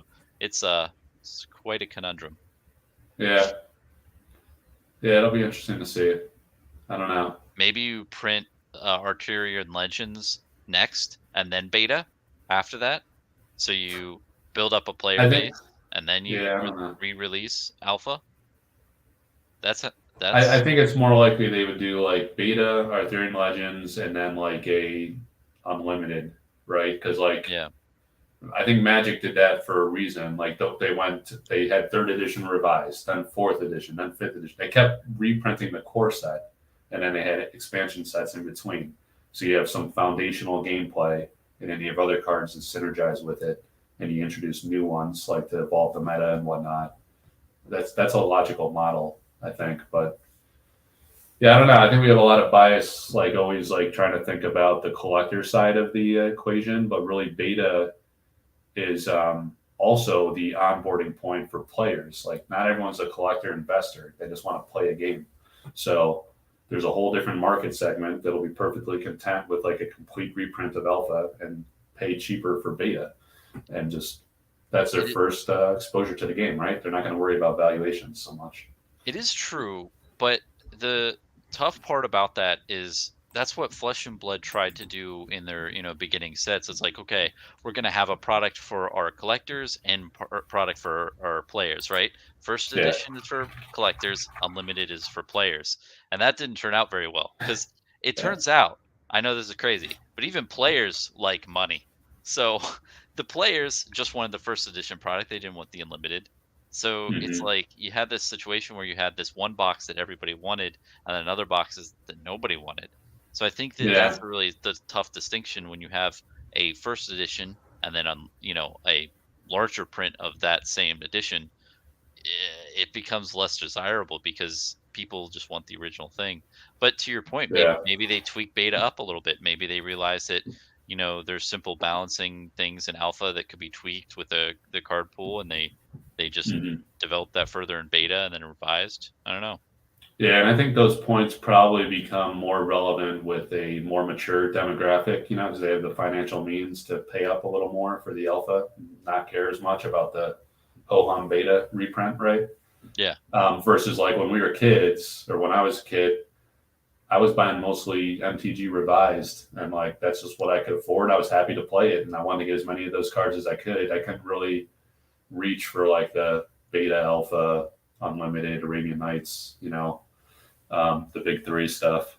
So it just was what it was, and I was perfectly content having the cheapy cards. I actually never really. I don't know, it was a different time though. You never really worried about the yeah. money of it. You just want to play a game. The world has changed now, and yeah, the collector investment angle is much more prevalent. It's just where we are as a society. It really has changed, but I mean, do you think we've ended that era of the free trendies, like people, flip and make money? Like, I feel like 2022, it was pretty, sagging, and a lot of Yeah, people in 2022 got into sorcery in March, like, and that was when, things were still, relatively, positive for the TCG industry. Now it's kind of like, okay, things are dying left and right, or, you hear certain things like that Maelstrom TCG and yeah, the Titan TCG, and you're like, oh, what's up with this? And I don't know. I don't yeah. know if I people are think still the as interested, is what I'm saying. risk appetite is still there and people are still chasing it, but the opportunity is certainly not like it was. We were in like a Yeah. true black swan macroeconomic condition, I believe, where with stimulus and like loan forgiveness and crypto booming, the stock market was like tech stocks popping off. People just had so much easy money from every angle that they were just going wild, and valuations were just going up, and up of like every asset, even TCGs. So it was like easy to flip. So people still, it takes some time for that to cool off, even when like money gets tighter. I think people still think it's possible and still chase it, and you got to get really burned badly to like take your medicine and understand, that it's a dangerous game. So Yeah. I don't know. I think there's still some residual aspect of that, and I don't know. I noticed like a lot of flesh and blood carryover into this. Like in your community, do you see people talking about sorcery at all, or do you see like genuine interest, or do you see speculative interest, or just no talk at all of it? I'm not in too many groups or things. I've heard a lot of speculator interest. Um, I think people are just wondering now from the communities I've seen is the gameplay aspect is like how is it going to play out? Because Yeah, I think from the announcement in 2022 got people thinking, okay, like is the gameplay like good or not? Because like I think the one of the people on the team announced like, "Hey, we're gonna have a delay into 2023," and the Yeah. main reason stated was because they're still hammering out the gameplay. So that I think that was one thing that I've heard, and I think a lot of people that I've heard of talk about it is like, "Oh, well, I'm wondering how the gameplay is. The Okay. artwork looks nice." Um, yeah, Yeah. Yeah, I think there's like a lot of like wait and see type attitude for people that aren't like resonating hard with it already and not strongly appealing with it. They want to see if it's for real from a gameplay perspective, how the mass market receives it, which is understandable. Even in the art scene too, you know, like paint. I don't know. There's been some like paintings are doing pretty well. Like that one sold for 7,000. Same artist that did this one. This one's for auction now. It's at like 3,500. So there's like a healthy appetite for the art. Some of that's speculative. Some people just love the art, but I think like it's the market is very small right now, and I think it'll grow. It needs to be validated by a successful alpha debut, like people like yourself are like worried that like you see the traditional dip after 4 weeks, and then how does the product respond? Does it stabilize or does it just roll over, right? And then like how does beta receive? That's super critical because that's supposed to be the mass, your first step into the mass market. And how smoothly what does the distribution model even look like? yeah, We don't know. Do you have to buy it in LGS or could you also buy it direct from Sorcery TCG.com? I don't know. Anything's possible at this point. yeah. Um, and then like how do the LGSs embrace it? Do they like do communities emerge where it's played, or is it like literally a tabletop game where you got to play at home on your kitchen table with Organized play is another your family? question. Yeah, no, it's a good Yeah. point. Like, I don't know if there's any organized play events that are scheduled at certain game shops. I mean, there's no I don't product know. that is going to the LGS at this point. From what, like, I guess we think beta is, but yeah. But there was that the Innkeeper pledge tier was marketed to stores. So there was like it Oh, came what's with that? some it had like some posters that they could hang in the store, some play mats, a few cases. There was a prize like promo card. It's called the Champion. Hmm. Vincent Pompetti is the artist. It's really cool artwork. So and then like the card looked a little different, where it has like some kind of phrase about like like speaking to like a champion winning. So I think it's geared as a in-store tournament promo type concept. Do the stores But have to give it out to a player? I mean, you can't control that, right? I don't Yeah. think there's any way. I don't think they have sanctions like Flesh and Blood where they like. I don't know. They could. I have no idea what their like LGS relationships are. I'm just assuming now. I guess Flesh and Blood's the first I ever heard of that, where like they try to control that and say like this is the intent. If we find out you're abusing it, there'll be consequences, right? Oh, that's for the armory kits. Yeah, I mean, right. they give That's what I them mean. out completely free to the Yeah, LGSs. So in that case, it's like, hey, we're giving this shit out for you for free. You better give it to the right. Don't players. sell it. Like that's what Yeah. it's for. Yeah. Yep. Yeah. Yeah. We don't know any of those details, so it'll be interesting to see. Let's see. What big shows do you? What is this? What big shows do you guys think they should debut Sorcery at? Oh, like conventions and stuff. I'm not. I don't know about the convention scene. I went to the IX art show, and I like art things like that. I'm not like a big like go to a convention kind of guy to look at a bunch of. This is the only Yeah. game I Same. really care about, so it wouldn't really like suit my interest. So I don't know. Yeah, What maybe type of someone show?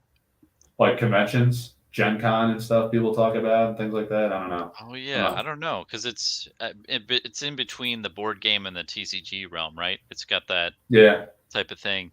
I guess you could do Yep. both. Yeah. People should realize it's easy to learn and free to play with plenty of how-to guides on YouTube. Yeah, that's important. Easy to learn, but like I said earlier, there's strategic complexity to it. It could actually get very complex with the navigating around a grid, and that adds a whole nother layer. A whole new element to the game that people that are into that really love. I don't think you have to be like a board game guy to appreciate that either. I think it's pretty interesting myself, and I played more traditional games like Magic and Hearthstone, right? That didn't have any kind of grid concept whatsoever, but I could see how that could be pretty compelling, because I was actually I was also into games like completely different genre, but like war games, like computer games. Played that like a bit in college, and I like just marketing, business Like strategy type RTSs stuff, or right? something? What's that? Like Like, real-time strategy? I mean, like Command and Conquer and Ah, games like that, right? Which is like you're moving around a realm or world and positioning forces and units, right, to attack and defend your base and stuff like that. Like that element's in sorcery in a way, which is pretty cool, I think. yeah, I think that's called the RTS genre. Yeah, real-time strategy. And yeah, that Okay. that that was a good game growing up. I remember that Yeah. fondly. Command and Yeah, there's a Conquer. whole series. Yeah, let's see. It's very strategic, but the mechanics are all pretty straightforward. Yeah. So that's the right balance. If something's too hard to play, people won't bother. Like I don't Yeah. want to read a big complex rule book and stuff. When I was a kid, my magic friends were playing D&D, and they told me I had to read like some dungeon master book or some bullshit. I was like, I'm not reading a book to play a game. So D&D is a lot of I fun never though. played it. I never played Oh, really? it. Yeah, Yeah, I refuse to read the book. it's fun when you're older because you can like just drink beers and have a good time, and yeah, it's not too Yeah, much reading. But yeah, I mean, from a gameplay perspective, just like from what I've seen when people play it, I'm happy that they don't have a land-based resource system.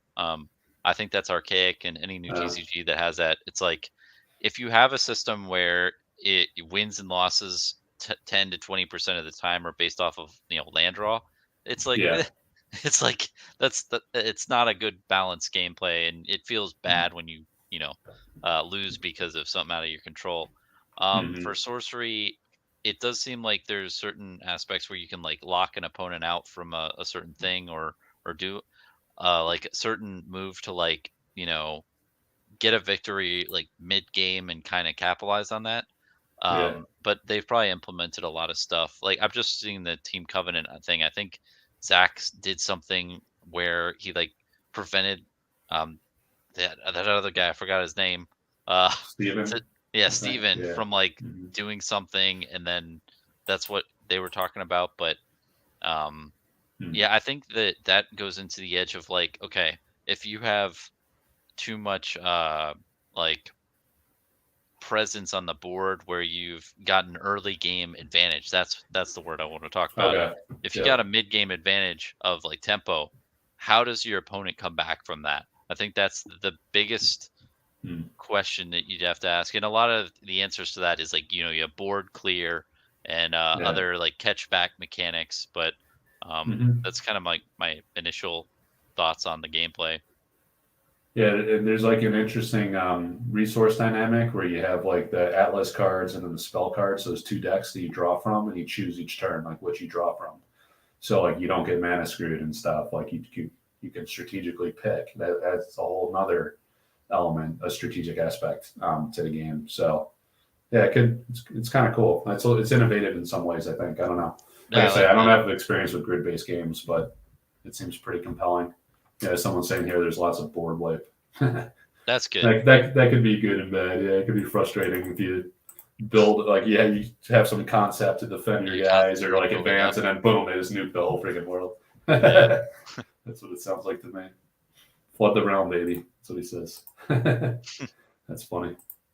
Yeah, it's interesting. We're getting like some guys coming in from like different time zones because like this is a very international game already. There's a lot of like Europeans and um, people out east are like either 6 hours or 8 hours ahead of us. So it's like morning time. This guy popped Oh in and wow. said it's 7 a.m. Oh geez, that's crazy. Yeah. So yeah, I don't know. We've been going for almost 3 hours, man. Time Damn. flies. Yeah, it's been a great chat, Mike. Really enjoyed Yeah. it tonight. But Yeah. I guess we'll yeah, wrap up. are there any other comments in this section, or that you pretty much got them all? No, yeah, it's been a little more quiet recently. So I think we burned out the East Coasters and in the US, and we're getting some of the European scene now. There's been 15 to 18 or 20ish people throughout, so it's pretty good. It's not too bad. Yeah. All right, man. Well, yeah, it was great talking. I think it's good questions, good exploration. I appreciate your time since you're not even like that into sorcery just yet. So you hung in there for a while. I don't know if I could talk about, a game I was casually interested in for 3 hours. But Oh yeah, for that's sure, man. cool. I've got my pulse on a lot of games out there in the industry that Yeah. I'm not very into. I'll tell you what, it's just really fascinating to see different business models and how each one, Yeah. capitalizes on the market. Because, like I know I said it a couple times, but yeah, I definitely think that each game needs to do their own little niche, right? Like Yeah. you can't be a multi-tool if you try to go to too many different things. You have nothing special about you. So sorcery is Yeah. definitely an interesting TCG on the radar. It's probably one of the most interesting ones that is a Kickstarter. I mean, it's one of the Hmm. biggest, other than Grand Archive. I think those are the two biggest everyone's looking Yeah. at. But yeah, I guess we'll see what happens with the business model and how Yeah. they evolve their printing and going into game stores and organized play and the works. But Yeah. yeah, Yeah. Yeah, man, we'll have to keep in touch. I'm curious to see if you stick with it or if you end up trying the gameplay down the road. What you think? You'll have to give me that feedback. I hope to try to play it like I'd like to play it with actual cards and not get on tabletop simulator. I've never messed around with that and it seems a little clunky. So I don't want that to be like my first foray into yeah, the game. experience into it. Yeah, Yeah, yeah, exactly. And there's the print and play option. A lot of people have done that, but I don't know. It takes too much time that I don't have. yeah, I agreed. need to. So yeah, it's cool talking, man. Well, You too, I like Mike. your channel. Like you, it looks like you're closing in on 1,000. So congrats. Hope you hit the milestone soon if Thanks, you haven't man. already. Appreciate it. Well deserved. I know you've been going hard on Fab for a while. So I've been grinding it out, man. yeah, you're a deep thinker. I appreciate your like pondering thoughts on your style on your channel. Thanks, man. I appreciate it. I mean, So I want everyone to watch my videos and leave with a headache. Like that's my goal. yeah, nice. You think so hard that it just hurts. Yeah. Cool, man. All right. Well, take care. Thanks for joining me tonight, and we'll do it again sometime. All right. Sounds good, Mike. Take care. All right. Take care. I'll see you. Cheers. Bye.